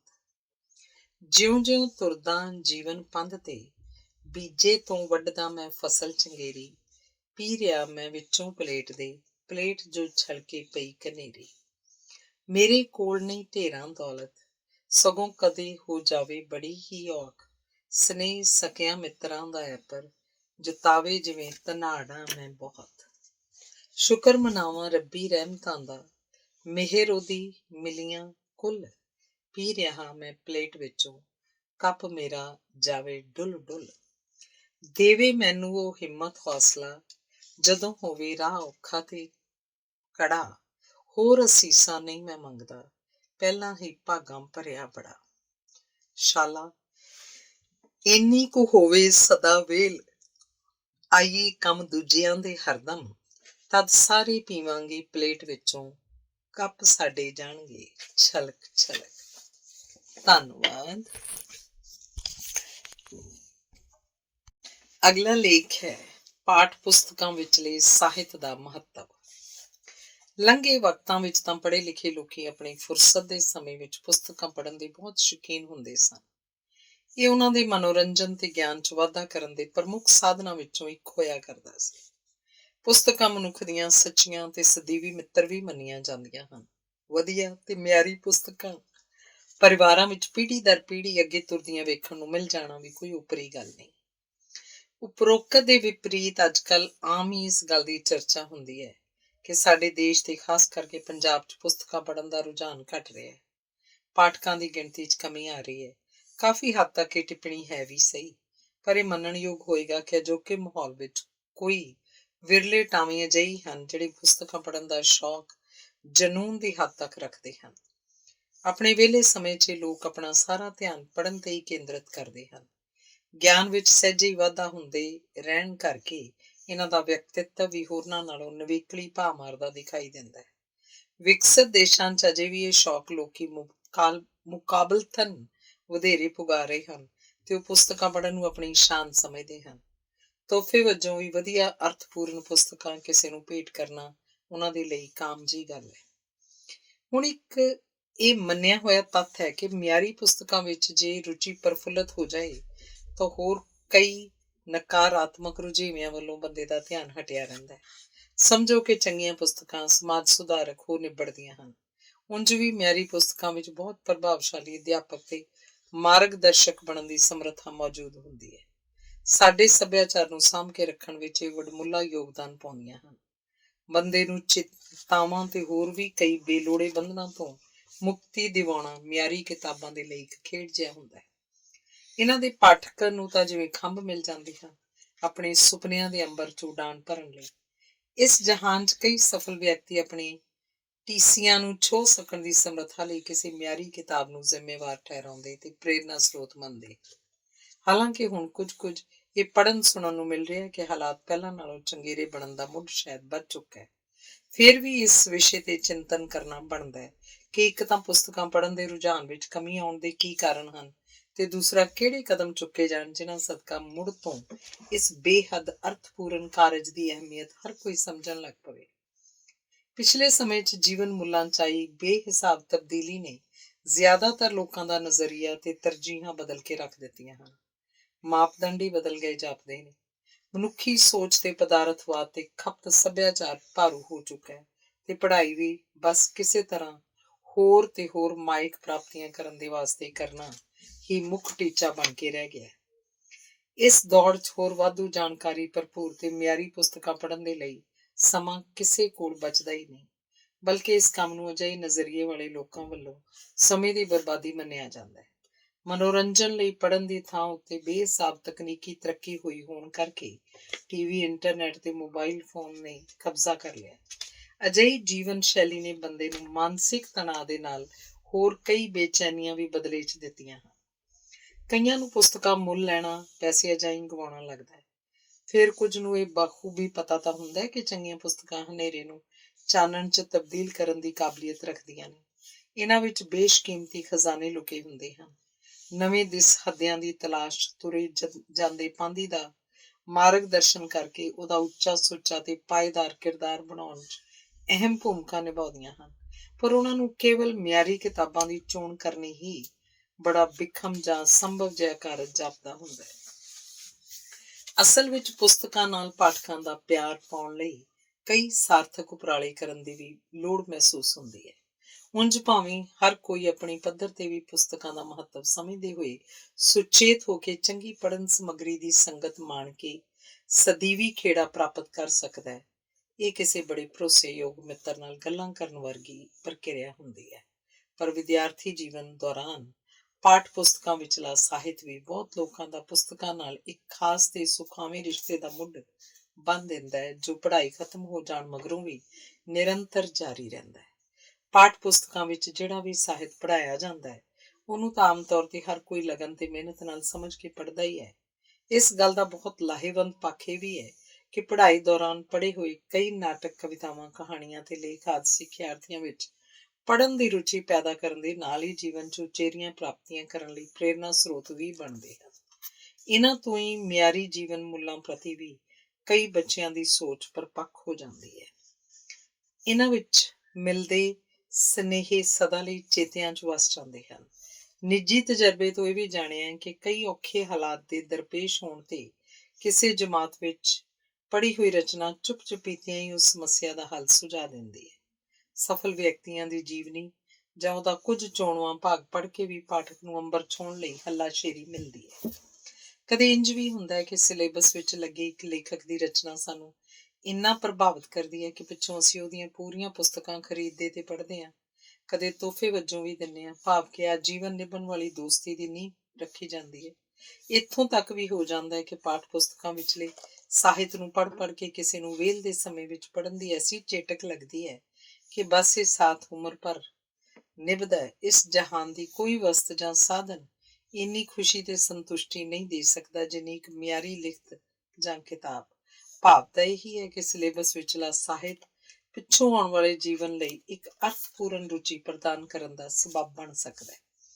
ਪਾਠ ਪੁਸਤਕਾਂ ਵਿਚਲੇ ਸਾਹਿਤ ਦੀ ਇੰਨੀ ਅਹਿਮੀਅਤ ਨੂੰ ਵੇਖਦੇ ਹੋਏ ਇਹ ਲਾਜ਼ਮੀ ਬਣ ਜਾਂਦਾ ਹੈ ਕਿ ਵਿਸ਼ੇ ਅਤੇ ਭਾਸ਼ਾ ਪੱਖੋਂ ਉੱਚ ਪਾਏ ਦਾ ਹੋਣ ਦੇ ਨਾਲ ਨਾਲ ਐਨ ਦਰੁਸਤ ਹੋਵੇ, ਜਿਹੜਾ ਵਿਦਿਆਰਥੀਆਂ ਨੂੰ ਪਿੱਛੋਂ ਸੰਬੰਧਿਤ ਬੋਲੀ 'ਚ ਮਾਹਰ ਬਣਾਵੇ, ਉਹਨਾਂ ਦੀ ਇੱਕ ਸਪਸ਼ਟ ਵਿਚਾਰਧਾਰਾ ਨੂੰ ਵਿਕਸਿਤ ਕਰਨ 'ਚ ਸਹਾਈ ਹੋਵੇ, ਉਹਨਾਂ ਦੇ ਮਨਾਂ 'ਚ ਕਿਸੇ ਕਿਸਮ ਦੇ ਸ਼ੰਕੇ ਪੈਦਾ ਨਾ ਕਰੇ, ਬਲਕਿ ਇਹਨਾਂ ਨੂੰ ਨਿਵਰਤ ਕਰੇ, ਉਹਨਾਂ ਨੂੰ ਜੀਵਨ ਦੀਆਂ ਉੱਚੀਆਂ ਕਦਰਾਂ ਪ੍ਰਤੀ ਜਾਗਰੂਕ ਕਰੇ ਤੇ ਸਭ ਤੋਂ ਉੱਪਰ ਉਹਨਾਂ ਨੂੰ ਇੱਕ ਜ਼ਿੰਮੇਵਾਰ ਨਾਗਰਿਕ ਬਣਨ ਦੀ ਪ੍ਰੇਰਨਾ ਦੇਵੇ। ਹੋਰ ਤਾਂ ਹੋਰ ਪਾਠ ਪੁਸਤਕਾਂ ਵਿਚਲੇ ਸਾਹਿਤ ਰਾਹੀਂ ਸਿੱਖਿਆਰਥੀਆਂ ਨੂੰ ਕਿਤਾਬਾਂ ਨਾਲ ਪਿਆਰ ਪਾਉਣ ਦੀ ਪ੍ਰੇਰਨਾ ਵੀ ਸਹਿਜੇ ਹੀ ਦਿੱਤੀ ਜਾ ਸਕਦੀ ਹੈ। ਬਾਅਦ ਵਿੱਚ ਬੰਦੇ ਨੇ ਭਾਵੇਂ ਕਿਸੇ ਵੀ ਖੇਤਰ 'ਚ ਪੈਰ ਧਰਨਾ ਹੋਵੇ, ਚੰਗੇ ਸਾਹਿਤ ਨਾਲ ਲਗਾਓ ਜੀਵਨ 'ਚ ਖੇੜਾ ਲਿਆ ਕੇ ਇਹਨੂੰ ਦਿਲਕਸ਼ ਬਣਾਉਣ ਦਾ ਜ਼ਰੀਆ ਬਣਦਾ ਹੈ। ਇੱਕ ਸੰਤੁਲਿਤ ਆਤਮ ਵਿਸ਼ਵਾਸੀ ਵਿਅਕਤਿਤਵ ਦੀ ਉਸਾਰੀ 'ਚ ਸਹਾਈ ਹੁੰਦਾ ਹੈ, ਸੁਚੱਜੀ ਗੱਲਬਾਤ ਦਾ ਵੱਲ ਸਿਖਾਉਂਦਾ ਹੈ, ਕੁੱਲ ਮਿਲਾ ਕੇ ਕਾਮਯਾਬ ਜੀਵਨ ਲਈ ਰਾਹ ਪੱਧਰਾ ਕਰ ਦਿੰਦਾ ਹੈ। ਤੇ ਇਸ ਰੁਚੀ ਸਦਕਾ ਪ੍ਰਾਪਤ ਕੀਤੀ ਗਈ ਗੁਣਾਂ ਦੀ ਦੌਲਤ ਕਿਸੇ ਖਾਨਦਾਨ ਦੇ ਵਿਰਸੇ ਵਿੱਚ ਜ਼ਿਕਰਯੋਗ ਤੇ ਵਡਮੁੱਲਾ ਯੋਗਦਾਨ ਪਾਉਣ ਦਾ ਮਾਣ ਹਾਸਲ ਕਰ ਲੈਂਦੀ ਹੈ। ਧੰਨਵਾਦ। ਅਗਲਾ ਲੇਖ ਹੈ ਮਾਣੀਏ ਮੌਜੂਦਾ ਪਲ। ਲੰਘ ਗਏ ਵੇਲੇ ਜਿਹਨੇ ਵਾਪਸ ਆਉਣਾ ਹੀ ਨਹੀਂ ਦੀ ਚਿੰਤਾ ਕਰਦੇ ਰਹਿਣਾ, ਬੀਤੇ ਨੂੰ ਮੁੜ ਮੁੜ ਚਿਤਾਰ ਕੇ ਪਛਤਾਵਾ ਕਰਨਾ, ਭਵਿੱਖ ਜਿਸ ਤੋਂ ਬੰਦਾ ਐਨ ਬੇਖਬਰ ਹੈ, ਨਾ ਆਪਣੇ ਵੱਸ ਵਿੱਚ ਕੁਝ ਹੈ ਦੀ ਫਿਕਰ ਵਿੱਚ ਗਲਤਾਨ ਰਹਿਣਾ, ਅਣਗਿਣਤ ਕਾਲਪਨਿਕ ਸਮੱਸਿਆਵਾਂ ਜਿਨ੍ਹਾਂ ਨਾਲ ਸੰਬੰਧਿਤ ਸ਼ੰਕੇ ਅਕਸਰ ਨਿਰਮੂਲ ਸਾਬਤ ਹੁੰਦੇ ਨੇ ਦਾ ਲਾਚਾਰ ਮਨ ਤੇ ਬੋਝ ਪਾਈ ਰੱਖਣਾ, ਤੇ ਇਸੇ ਤਰ੍ਹਾਂ ਦੀਆਂ ਹੋਰ ਕਈ ਫਿਤਰਤਾਂ ਛੋਪੜੀ ਕਿਸੇ ਸ਼ਖਸ ਦੇ ਕੁਦਰਤੀ ਸੁਭਾਅ ਦਾ ਹਿੱਸਾ ਬਣ ਜਾਂਦੀਆਂ ਨੇ, ਤੇ ਪ੍ਰਤੱਖ ਹੈ ਕਿ ਇਹ ਕਿਸੇ ਸ਼ਖਸੀਅਤ ਦੇ ਰਸ਼ਕ ਕਰਨ ਯੋਗ ਚਿੰਨ੍ਹ ਤਾਂ ਹਰਗਿਜ਼ ਨਹੀਂ। ਅਜਿਹੇ ਬੋਝ ਕਿਸੇ ਬੰਦੇ ਨੂੰ ਆਪਣੀ ਸਰੀਰਕ ਤੇ ਮਾਨਸਿਕ ਸਮਰੱਥਾ ਨੂੰ ਪੂਰੀ ਤਰ੍ਹਾਂ ਵਰਤੋਂ ਕਰਨ ਤੋਂ ਵਾਂਝਿਆਂ ਕਰ ਦਿੰਦੇ ਹਨ। ਸਾਰੇ ਝੋਰਿਆਂ ਬਾਰੇ ਜੇ ਕਦੇ ਸੰਜੀਦਾ ਚਿੰਤਨ ਕਰੀਏ ਤਾਂ ਪਤਾ ਲੱਗਦਾ ਹੈ ਕਿ ਉਹਨਾਂ ਦਾ ਵਡੇਰਾ ਹਿੱਸਾ ਪਿੱਛੋਂ ਉੱਕਾ ਹੀ ਆਧਾਰ ਰਹਿਤ ਸਾਬਤ ਹੁੰਦਾ ਹੈ, ਪਰ ਇਹਨਾਂ ਦੀ ਹੋਂਦ ਸਦਕਾ ਸਾਡੇ ਇਸ ਛੋਟੇ ਪਰ ਬੇਸ਼ਕੀਮਤ ਜੀਵਨ ਦੇ ਚਿਹਰੇ ਤੋਂ ਰੌਣਕ ਗਾਇਬ ਹੋ ਕੇ ਇਹਦੀ ਤਲਿਸਮੀ ਨੁਹਾਰ ਫਿੱਕੀ ਪੈ ਜਾਂਦੀ ਹੈ। ਇਸ ਤਰ੍ਹਾਂ ਦੀ ਮਨੋਬਿਰਤੀ ਦੇ ਹੁੰਦਿਆਂ ਜੋ ਚੰਗੇ ਤੋਂ ਚੰਗਾ ਵੀ ਸਾਡੇ ਨਾਲ ਵਾਪਰਦਾ ਹੈ ਨਜ਼ਰ ਅੰਦਾਜ਼ ਹੋ ਜਾਂਦਾ ਹੈ। ਵਰਤਮਾਨ ਤੇ ਹੁਣ ਅਣਗੌਲਿਆ ਰਹਿ ਜਾਣ ਸਦਕਾ ਸੁਚੱਜੀ ਵਰਤੋਂ ਚ ਆਉਣ ਤੋਂ ਵੰਚਿਤ ਰਹਿ ਜਾਂਦਾ ਹੈ। ਅੰਤ ਵਿੱਚ ਬੰਦੇ ਦੇ ਪੱਲੇ ਪਛਤਾਵੇ ਤੋਂ ਸਿਵਾਏ ਕੁਝ ਨਹੀਂ ਪੈਂਦਾ। ਅਸਲ 'ਚ ਮਨੁੱਖੀ ਮਨ ਦੀ ਇਹ ਤਰਾਸਦੀ ਹੈ ਕਿ ਇਹਨੂੰ ਜੋ ਪਲ ਐਨ ਸਾਹਮਣੇ ਮੌਜੂਦ ਹੈ ਉਹਦਾ ਆਭਾਸ ਹੀ ਨਹੀਂ ਹੁੰਦਾ, ਜਾਂ ਜੇ ਹੁੰਦਾ ਹੈ ਤਾਂ ਉਹਦੇ ਗੁਜ਼ਰ ਜਾਣ ਤੋਂ ਬਾਅਦ। ਹੁਣ ਜਦੋਂ ਅਸੀਂ ਇਸ ਤੱਥ ਤੋਂ ਬਾਖੂਬੀ ਵਾਕਫ ਹਾਂ ਕਿ ਲੰਘਿਆ ਸਮਾਂ ਕਦੇ ਨਹੀਂ ਪਰਤਣਾ, ਤਾਂ ਫਿਰ ਅਸੀਂ ਕਿਉਂ ਨਹੀਂ ਇਸ ਹੱਥ ਵਿਚਲੇ ਪਲ ਨੂੰ ਸਾਂਭਦੇ ਤੇ ਮਾਣਦੇ। ਜੇ ਅਸੀਂ ਇੱਕ ਇੱਕ ਪਲ ਦੇ ਲਈ ਸ਼ੁਕਰਗੁਜ਼ਾਰ ਹੁੰਦੇ ਹੋਏ ਉਸੇ ਵਿੱਚ ਕੋਈ ਬਹੁਮੁੱਲੀਆਂ ਪ੍ਰਾਪਤੀਆਂ ਕਰਨ ਦੀ ਠਾਣ ਲਈਏ ਤਾਂ ਕੀ ਨਹੀਂ ਕਰ ਗੁਜ਼ਰਾਂਗੇ। ਆਪਣੀ ਸਮਰੱਥਾ ਅਜ਼ਮਾਉਣ ਵਿੱਚ ਅਸੀਂ ਨਿਰੰਤਰ ਇੰਨੇ ਰੁੱਝੇ ਰਹਾਂਗੇ ਕਿ ਫਿਰ ਅਜਿਹੇ ਮਾਹੌਲ ਵਿੱਚ ਵੇਲ ਹੀ ਨਹੀਂ ਰਹਿਣੀ ਐਵੇਂ ਨਿਗੂਣੀਆਂ ਫਿਕਰਾਂ ਦੀ ਆਓ ਭਗਤ ਕਰਨ ਦੀ। ਚਲੋ ਫਿਰ ਬਾਅਦ 'ਚ ਗੁਆਚੇ ਪਲਾਂ ਨੂੰ ਲੱਭਣ ਦੀ ਵਿਅਰਥ ਕੋਸ਼ਿਸ਼ ਕਰਨ ਦੀ ਥਾਂ ਸਨਮੁਖ ਹਾਜ਼ਰ ਜੀਵਨ ਦਾ ਇੱਕ ਅਹਿਮ ਮੀਲ ਪੱਥਰ ਬਣਨ ਯੋਗ ਇਸ ਸੁਨਹਿਰੀ ਪਲ ਨੂੰ ਸਾਂਭ ਕੇ ਰੁਸ਼ਨਾਈਏ ਆਪਣਾ ਅਤੀਤ ਤੇ ਭਵਿੱਖ। ਤੇ ਜਿੰਨੀ ਤੇਜ਼ੀ ਨਾਲ ਸਮਾਂ ਭੱਜਿਆ ਜਾਂਦਾ ਹੈ, ਹੁਣੇ ਸੁਚੇਤ ਹੋ ਕੇ ਮੌਕੇ ਨੂੰ ਖੁੰਝਾਈਏ ਨਾ। ਆਖਿਰ ਇਹ ਜ਼ਿੰਦਗੀ ਕੁਝ ਪਲਾਂ ਦੇ ਸਮੂਹ ਤੋਂ ਇਲਾਵਾ ਹੋਰ ਹੈ ਵੀ ਕੀ। ਧੰਨਵਾਦ। ਅਖੀਰਲਾ ਲੇਖ ਹੈ ਵਿਹੜੇ ਆਏ ਮਹਿਮਾਨ। ਮਹਿਮਾਨ ਸ਼ਬਦ ਦਾ ਖਿਆਲ ਆਉਂਦਿਆਂ ਹੀ ਵੰਨ ਸੁਵੰਨੇ ਵਿਚਾਰ ਮਨ 'ਚ ਆਪ ਮੁਹਾਰੇ ਆ ਜਾਂਦੇ ਨੇ। ਸਾਡੇ ਘਰਾਂ 'ਚ ਇੱਕ ਸੀਮਤ ਸਮੇਂ ਲਈ ਕੋਈ ਰਹਿਣ ਜਾਂ ਮਿਲਣ ਵਾਸਤੇ ਆਵੇ ਤਾਂ ਉਹਨੂੰ ਮਹਿਮਾਨ ਕਹਿ ਲਿਆ ਜਾਂਦਾ ਹੈ। ਕਿਸੇ ਪਰਿਵਾਰ ਜਾਂ ਸੰਸਥਾ ਵੱਲੋਂ ਆਯੋਜਿਤ ਕੀਤੇ ਜਾਂਦੇ ਸਮਾਰੋਹ ਜਾਂ ਪਾਰਟੀ 'ਚ ਸ਼ਿਰਕਤ ਕਰਨ ਲਈ ਆਉਣ ਵਾਲੇ ਵੀ ਮਹਿਮਾਨ ਜਾਂ ਪ੍ਰਾਹੁਣੇ ਅਖਵਾਉਂਦੇ ਨੇ। ਅਜੋਕੇ ਸਮਿਆਂ ਵਿੱਚ ਤਾਂ ਸਿੱਖਿਆ ਸੰਸਥਾਵਾਂ ਵਿੱਚ ਵੀ ਮਹਿਮਾਨ ਅਧਿਆਪਕ ਵਿਦਿਆਰਥੀਆਂ ਨੂੰ ਪੜ੍ਹਾਉਣ ਲਈ ਆਰਜ਼ੀ ਤੌਰ ਤੇ ਰੱਖੇ ਜਾਂਦੇ ਨੇ। ਤੇ ਜਿਹੜੇ ਸਾਡੇ ਖੰਭਾਂ ਵਾਲੇ ਮਿੱਤਰ ਸਮੁੰਦਰਾਂ ਦੇ ਦੇਸ਼ਾਂ ਨੂੰ ਪਾਰ ਕਰਕੇ ਹਰ ਸਾਲ ਸਰਦ ਰੁੱਤ 'ਚ ਸਾਡੇ ਦੇਸ਼ ਦੀਆਂ ਕਈ ਛੰਭਾਂ ਤੇ ਰੌਣਕ ਲਾਉਂਦੇ ਨੇ, ਉਹ ਵੀ ਤਾਂ ਉੱਡਣੇ ਮਹਿਮਾਨ ਦੇ ਨਾਂ ਨਾਲ ਹੀ ਜਾਣੇ ਜਾਂਦੇ ਨੇ। ਇਹ ਸਾਡੀ ਖੁਸ਼ਕਿਸਮਤੀ ਹੈ ਕਿ ਇੱਥੇ ਮੁਕਾਬਲਤਨ ਘੱਟ ਠੰਡ ਹੋਣ ਕਰਕੇ ਇਹ ਪਰਿੰਦੇ ਸਾਡੇ ਚੌਗਿਰਦੇ ਦੇ ਸੁਹੱਪਣ 'ਚ ਬੇਸ਼ੁਮਾਰ ਵਾਧਾ ਕਰਦੇ ਨੇ। ਇਹਨਾਂ ਦੀ ਸੁੰਦਰਤਾ ਵੇਖਿਆਂ ਹੀ ਬਣਦੀ ਹੈ। ਸਾਡੇ ਦੇਸ਼ 'ਚ ਕਿੰਨੀਆਂ ਹੀ ਥਾਵਾਂ ਇਹਨਾਂ ਪੰਛੀਆਂ ਦੀਆਂ ਰੱਖਾਂ ਵਜੋਂ ਜਾਣੀਆਂ ਜਾਂਦੀਆਂ ਨੇ, ਜਿਨ੍ਹਾਂ ਵਿੱਚ ਹਰੀਕੇ ਪੱਤਣ, ਭਰਤਪੁਰ, ਸੁਲਤਾਨਪੁਰ, ਸਲੀਮ ਅਲੀ, ਕੁਮਰਾ ਕੌਮ ਤੇ ਨਲ ਸਰੋਵਰ ਆਦਿ ਨਾਮ ਸ਼ਾਮਲ ਨੇ। ਪਰ ਇਸ ਲਿਖਤ ਦਾ ਮਕਸਦ ਮੁੱਖ ਤੌਰ ਤੇ ਮਹਿਮਾਨ ਦੇ ਮਨੁੱਖੀ ਰੂਪ ਦਾ ਜ਼ਿਕਰ ਕਰਨਾ ਹੈ। ਫਿਰ ਇਹ ਵੀ ਕਿ ਮਹਿਮਾਨਾਂ ਦੀਆਂ ਕਈ ਕਿਸਮਾਂ ਹੁੰਦੀਆਂ ਨੇ, ਸਭਨਾਂ ਦਾ ਵਤੀਰਾ ਵੱਖਰਾ ਵੱਖਰਾ ਤੇ ਸ਼ਖਸੀਅਤ ਵੀ ਆਪੋ ਆਪਣੀ। ਕਈ ਬੜੇ ਪਸੰਦ ਕੀਤੇ ਜਾਂਦੇ ਹਨ ਤੇ ਕਈਆਂ ਨੂੰ ਕੋਈ ਚਾਹੁੰਦਾ ਹੀ ਨਹੀਂ ਕਿ ਕਦੇ ਨੇੜੇ ਵੀ ਢੁੱਕਣ। ਮਹਿਮਾਨਾਂ ਦੀਆਂ ਇਹਨਾਂ ਕਿਸਮਾਂ ਬਾਰੇ ਟਿੱਪਣੀਆਂ ਕਰਦਿਆਂ ਪ੍ਰਸਿੱਧ ਅਮਰੀਕੀ ਲੇਖਕ ਮਾਰਕ ਟਵੇਨ ਨੇ ਆਖਿਆ ਹੈ, ਕੁਝ ਲੋਕ ਜਿੱਥੇ ਵੀ ਜਾਂਦੇ ਨੇ ਆਪਣੇ ਨਾਲ ਖੇੜਾ ਲੈ ਕੇ ਜਾਂਦੇ ਨੇ ਤੇ ਕਈਆਂ ਦੇ ਚਲੇ ਜਾਣ ਤੋਂ ਬਾਅਦ ਝੱਟ ਹੀ ਖੁਸ਼ੀਆਂ ਆ ਹਾਜ਼ਰ ਹੁੰਦੀਆਂ ਨੇ। ਮਹਿਮਾਨ ਦਾ ਸੰਬੰਧ ਘਰਾਂ ਦੀ ਰੌਣਕ ਨਾਲ ਵੀ ਜੋੜਿਆ ਜਾਂਦਾ ਹੈ। ਸਲੀਕੇ ਵਾਲੇ ਤੇ ਖੁਸ਼ ਰਹਿਣੇ ਮਹਿਮਾਨ ਕਿਸੇ ਘਰ ਜਾਂ ਸਥਾਨ ਲਈ ਗਹਿਣੇ ਦੀ ਤਰ੍ਹਾਂ ਹੁੰਦੇ ਹਨ। ਇਹ ਜਿੱਥੇ ਵੀ ਹੁੰਦੇ ਨੇ ਥਾਂ ਦੀ ਸ਼ੋਭਾ ਵਿੱਚ ਬੇਅੰਤ ਵਾਧਾ ਕਰਦੇ ਵੇਖੇ ਜਾਂਦੇ ਨੇ। ਇਹਨਾਂ ਦੀ ਮੌਜੂਦਗੀ ਸਦਕਾ ਆਮ ਜਿਹੇ ਸਮਾਰੋਹ ਵੀ ਖਾਸ ਭਾਸਣ ਲੱਗ ਪੈਂਦੇ ਨੇ। ਉੱਥੇ ਪਰੋਸੇ ਗਏ ਸਧਾਰਨ ਪਕਵਾਨ ਅਤ ਉੱਤਮ ਕਿਸਮ ਦੇ ਭੋਜਨ ਹੋਣ ਦਾ ਭੁਲੇਖਾ ਪਾਉਂਦੇ ਨੇ। ਉਜਾੜ ਬੀਆਬਾਨ 'ਚ ਫੁੱਲਾਂ ਨਾਲ ਭਰੇ ਹਰਿਆਵਲ ਦੇ ਉੱਗ ਪੈਣ ਵਰਗਾ ਅਹਿਸਾਸ ਸਹਿਜੇ ਹੀ ਦੇ ਜਾਂਦੀ ਹੈ ਇਹਨਾਂ ਲੋਕਾਂ ਦੀ ਆਮਦ। ਸ਼ੁਭ ਇੱਛਾਵਾਂ ਤੇ ਖੇੜਿਆਂ ਦੀ ਪਟਾਰੀ ਸਦਾ ਇਹਨਾਂ ਦੇ ਅੰਗ ਸੰਗ ਦਿਖਾਈ ਦਿੰਦੀ ਹੈ, ਜਿਨ੍ਹਾਂ ਨੂੰ ਵੰਡਣ ਸਮੇਂ ਬੜੀ ਫਰਾਖ ਦਿਲੀ ਦਰਸਾਉਂਦੇ ਹਨ। ਇਸ ਕੰਮ ਨੂੰ ਅਸਲ 'ਚ ਆਪ ਇੱਕ ਅਨੋਖੀ ਸੰਤੁਸ਼ਟੀ ਪ੍ਰਾਪਤ ਕਰਨ ਤੇ ਹੌਲੇ ਫੁੱਲ ਰਹਿਣ ਦੇ ਸਾਧਨ ਵਜੋਂ ਵਰਤਦੇ ਹਨ। ਹੁਣ ਸ਼ਾਇਦ ਕੋਈ ਇਹਨਾਂ ਨੂੰ ਵੀ ਖੁਦਗਰਜ਼ ਆਖ ਦੇਵੇ, ਪਰ ਸੱਚਾਈ ਇਹੀ ਹੈ ਕਿ ਇਸ ਜਹਾਨ ਨੂੰ ਖੂਬਸੂਰਤ ਤੇ ਰਹਿਣ ਯੋਗ ਦਿੱਖ ਪ੍ਰਦਾਨ ਕਰਨ 'ਚ ਮਹਿਮਾਨਾਂ ਦੀ ਇਸ ਕਿਸਮ ਦਾ ਵਡਮੁੱਲਾ ਯੋਗਦਾਨ ਹੈ। ਸਾਡੇ ਸੱਭਿਆਚਾਰ 'ਚ ਮੁੱਢ ਤੋਂ ਹੀ ਮਹਿਮਾਨ ਦੀ ਆਓ ਭਗਤ ਕਰਨ ਵਿੱਚ ਕੋਈ ਕਸਰ ਬਾਕੀ ਨਾ ਛੱਡਣ ਨੂੰ ਆਪਣਾ ਫਰਜ਼ ਮੰਨਿਆ ਜਾਂਦਾ ਰਿਹਾ ਹੈ। ਅਤਿਥੀ ਦਾ ਆਦਰ ਕਰਨ ਨੂੰ ਲੋਕਾਂ ਨੇ ਆਪਣੇ ਮਾਣ ਪ੍ਰਤਿਸ਼ਠਾ ਨਾਲ ਜੋੜਿਆ ਹੁੰਦਾ ਸੀ। ਅਜੋਕੇ ਸਮਿਆਂ 'ਚ ਸਾਡੇ ਸਮਾਜਿਕ ਵਰਤਾਰੇ 'ਚ ਇਸ ਕਦਰ ਤਬਦੀਲੀ ਆਈ ਹੈ ਕਿ ਮਹਿਮਾਨਾਂ ਬਾਰੇ ਉੱਪਰ ਕੀਤੀਆਂ ਸਾਰੀਆਂ ਗੱਲਾਂ ਅਰਥਹੀਣ ਜਾਪਦੀਆਂ ਹਨ। ਘਰਾਂ 'ਚ ਮਹਿਮਾਨਾਂ ਦੀ ਆਵਾਜਾਈ ਬੀਤੇ ਦੀ ਗੱਲ ਬਣਦੀ ਜਾ ਰਹੀ ਹੈ। ਹੁਣ ਨਾ ਕਿਸੇ ਕੋਲ ਜਾਣ ਬਹਿਣ ਲਈ ਸਮਾਂ, ਨਾ ਹੀ ਉਹ ਪਹਿਲਾਂ ਵਰਗੀਆਂ ਭਾਵਨਾਵਾਂ ਜਿਨ੍ਹਾਂ ਸਦਕਾ ਆਪਣੀਆਂ ਸਭ ਗੱਲਾਂ ਕਿਸੇ ਨਾਲ ਸਾਂਝੀਆਂ ਕਰਨ ਨੂੰ ਸੁਭਾਗ ਸਮਝਿਆ ਜਾਂਦਾ ਸੀ। ਹੁਣ ਇਹ ਜ਼ਰੂਰ ਹੈ ਕਿ ਫੇਸਬੁੱਕ ਤੇ ਵਟਸਐਪ ਆਦਿ ਰਾਹੀਂ ਕਈ ਵਾਰ ਲੋੜੋਂ ਵੱਧ ਤੇ ਫਜ਼ੂਲ ਦੀ ਜਾਣਕਾਰੀ ਸਾਂਝੀ ਕਰ ਲਈ ਜਾਂਦੀ ਹੈ, ਜਿਵੇਂ ਮੈਂ ਚਾਹ ਪੀ ਰਿਹਾ ਗੱਡੀ ਵਿੱਚ ਜਾਂ ਫਲਾਣੀ ਸਹੇਲੀ ਦੇ ਘਰ ਆਦਿ। ਜੇ ਇਸ ਜ਼ਰੀਏ ਦੀ ਕੇਵਲ ਜ਼ਰੂਰਤ ਸਮੇਂ ਸੀਮਤ ਵਰਤੋਂ ਹੀ ਕੀਤੀ ਜਾਏ ਤਾਂ ਇਹਦੇ ਕਈ ਲਾਭ ਵੀ ਹੋ ਸਕਦੇ ਹਨ, ਪਰ ਲੋੜੋਂ ਵੱਧ ਸਮਾਂ ਇਹ ਤੇ ਬਤੀਤ ਕਰਨ ਕਰਕੇ ਇਹ ਪ੍ਰਕਿਰਿਆ ਸਗੋਂ ਕਈ ਨਾਪੱਖੀ ਨਤੀਜਿਆਂ ਦਾ ਸਬੱਬ ਬਣ ਰਹੀ ਹੈ। ਹੁਣ ਜਦੋਂ ਮਹਿਮਾਨ ਸ਼ਬਦ ਤੇ ਧਿਆਨ ਇੰਨਾ ਕੇਂਦਰਿਤ ਕਰ ਲਿਆ ਜਾਏ ਤਾਂ ਮਨ 'ਚ ਸਹਿਜੇ ਇਸ ਨਾਲ ਸੰਬੰਧਿਤ ਕਈ ਹੋਰ ਖਿਆਲ ਆ ਜਾਂਦੇ ਹਨ। ਭਾਵੇਂ ਘਰਾਂ 'ਚ ਮਹਿਮਾਨਾਂ ਦੀ ਆਵਾਜਾਈ ਨਾ ਦੇ ਬਰਾਬਰ ਰਹਿ ਗਈ ਹੈ, ਪਰ ਉਂਝ ਇਹ ਵੀ ਮੰਨਣ ਯੋਗ ਹੋਏਗਾ ਕਿ ਅਸੀਂ ਸਾਰੇ ਇਸ ਗ੍ਰਹਿ ਤੇ ਮਹਿਮਾਨ ਹੀ ਤਾਂ ਹਾਂ। ਇਹ ਜੀਵਨ ਸਾਡਾ ਅਸਤਿਤਵ ਆਰਜ਼ੀ ਤੌਰ ਤੇ ਹੀ ਹੈ, ਵਿਚਰਨ ਤੇ ਆਓ ਭਗਤ ਕਰਵਾਉਣ ਲਈ। ਜੇ ਗੰਭੀਰਤਾ ਨਾਲ ਵਿਚਾਰੀਏ ਤਾਂ ਸਮਝ ਪੈਂਦੀ ਹੈ ਕਿ ਸਾਨੂੰ ਇੱਥੇ ਬੜਾ ਸ਼ਾਹਾਨਾ ਸਵਾਗਤ ਮੁਹੱਈਆ ਕਰਵਾਇਆ ਗਿਆ ਹੈ। ਕਿੰਨੇ ਸੁੰਦਰ ਮਨਮੋਹਕ ਕੁਦਰਤੀ ਨਜ਼ਾਰਿਆਂ ਰਾਹੀਂ ਕੀਤੀ ਗਈ ਸਜਾਵਟ, ਸੁਰੀਲੇ ਪਰਿੰਦਿਆਂ ਦੀ ਚਹਿਚਹਾਟ, ਵਗਦੇ ਪਾਣੀਆਂ ਦੇ ਗੀਤ, ਹਵਾ ਵੱਲੋਂ ਬਨਸਪਤੀ ਨੂੰ ਸਾਜ਼ ਬਣਾ ਕੇ ਨਿਰੰਤਰ ਛੇੜੀਆਂ ਜਾ ਰਹੀਆਂ ਇਲਾਹੀ ਧੁਨਾਂ, ਰੁੱਖਾਂ ਬਿਰਖਾਂ ਤੇ ਬੇਸ਼ੁਮਾਰ ਫੁੱਲਾਂ ਵਿੱਚ ਆਉਂਦੀਆਂ ਸੁਗੰਧੀਆਂ ਤੇ ਮਹਿਕਾਂ, ਕਿੰਨੇ ਵਿਆਪਕ ਪ੍ਰਬੰਧ ਕੀਤੇ ਗਏ ਨੇ ਸਾਰੇ ਮਹਿਮਾਨਾਂ ਨੂੰ ਜੀ ਆਇਆਂ ਆਖਣ ਲਈ। ਧਰਤੀ, ਚੰਨ, ਤਾਰੇ, ਸੂਰਜ ਤੇ ਪਾਣੀ ਆਦਿ ਸਾਰੇ ਰਲ ਕੇ ਸਭਨਾਂ ਦੇ ਲਈ ਨਿਰੰਤਰ ਆਪਣੀਆਂ ਸੇਵਾਵਾਂ ਪੇਸ਼ ਕਰਕੇ ਸਾਡੇ ਇੱਥੋਂ ਦੇ ਠਹਿਰਾਓ ਨੂੰ ਸੁਖਦਾਈ ਬਣਾਉਣ ਲਈ ਯਤਨਸ਼ੀਲ ਨੇ। ਸਾਰਿਆਂ ਵਿੱਚੋਂ ਸਿਰਮੌਰ ਜੀਵ ਹੋਣ ਦਾ ਖਿਤਾਬ ਵੀ ਅਸਾਂ ਮਨੁੱਖਾਂ ਦੇ ਹਿੱਸੇ ਹੀ ਆਇਆ ਹੈ। ਸਮਝੋ ਕਿ ਅਸੀਂ ਇਸ ਖੂਬਸੂਰਤ ਕਾਇਨਾਤ ਦੇ ਵਿਹੜੇ ਵਿੱਚ ਨਿਰੰਤਰ ਆਯੋਜਿਤ ਕੀਤੇ ਜਾ ਰਹੇ ਸੰਮੇਲਨ ਦੇ ਮੁੱਖ ਮਹਿਮਾਨ ਹਾਂ। ਜਦੋਂ ਕਿਸੇ ਨੂੰ ਇੱਕ ਉਤਸਵ ਵਰਗੇ ਸ਼ਾਨਦਾਰ ਸਮਾਰੋਹ 'ਚ ਹਾਜ਼ਰੀ ਭਰਨ ਦਾ ਮੌਕਾ ਮਿਲਦਾ ਹੈ ਤਾਂ ਇਹਨੂੰ ਖੁਸ਼ਕਿਸਮਤੀ ਹੀ ਸਮਝਿਆ ਜਾਣਾ ਚਾਹੀਦਾ ਹੈ ਤੇ ਅਜਿਹੇ ਮਹਿਮਾਨ ਦਾ ਉੱਥੇ ਸੁਚੇਤ ਹੋ ਕੇ ਵਿਚਰਨ ਦਾ ਫਰਜ਼ ਵੀ ਬਣਦਾ ਹੈ।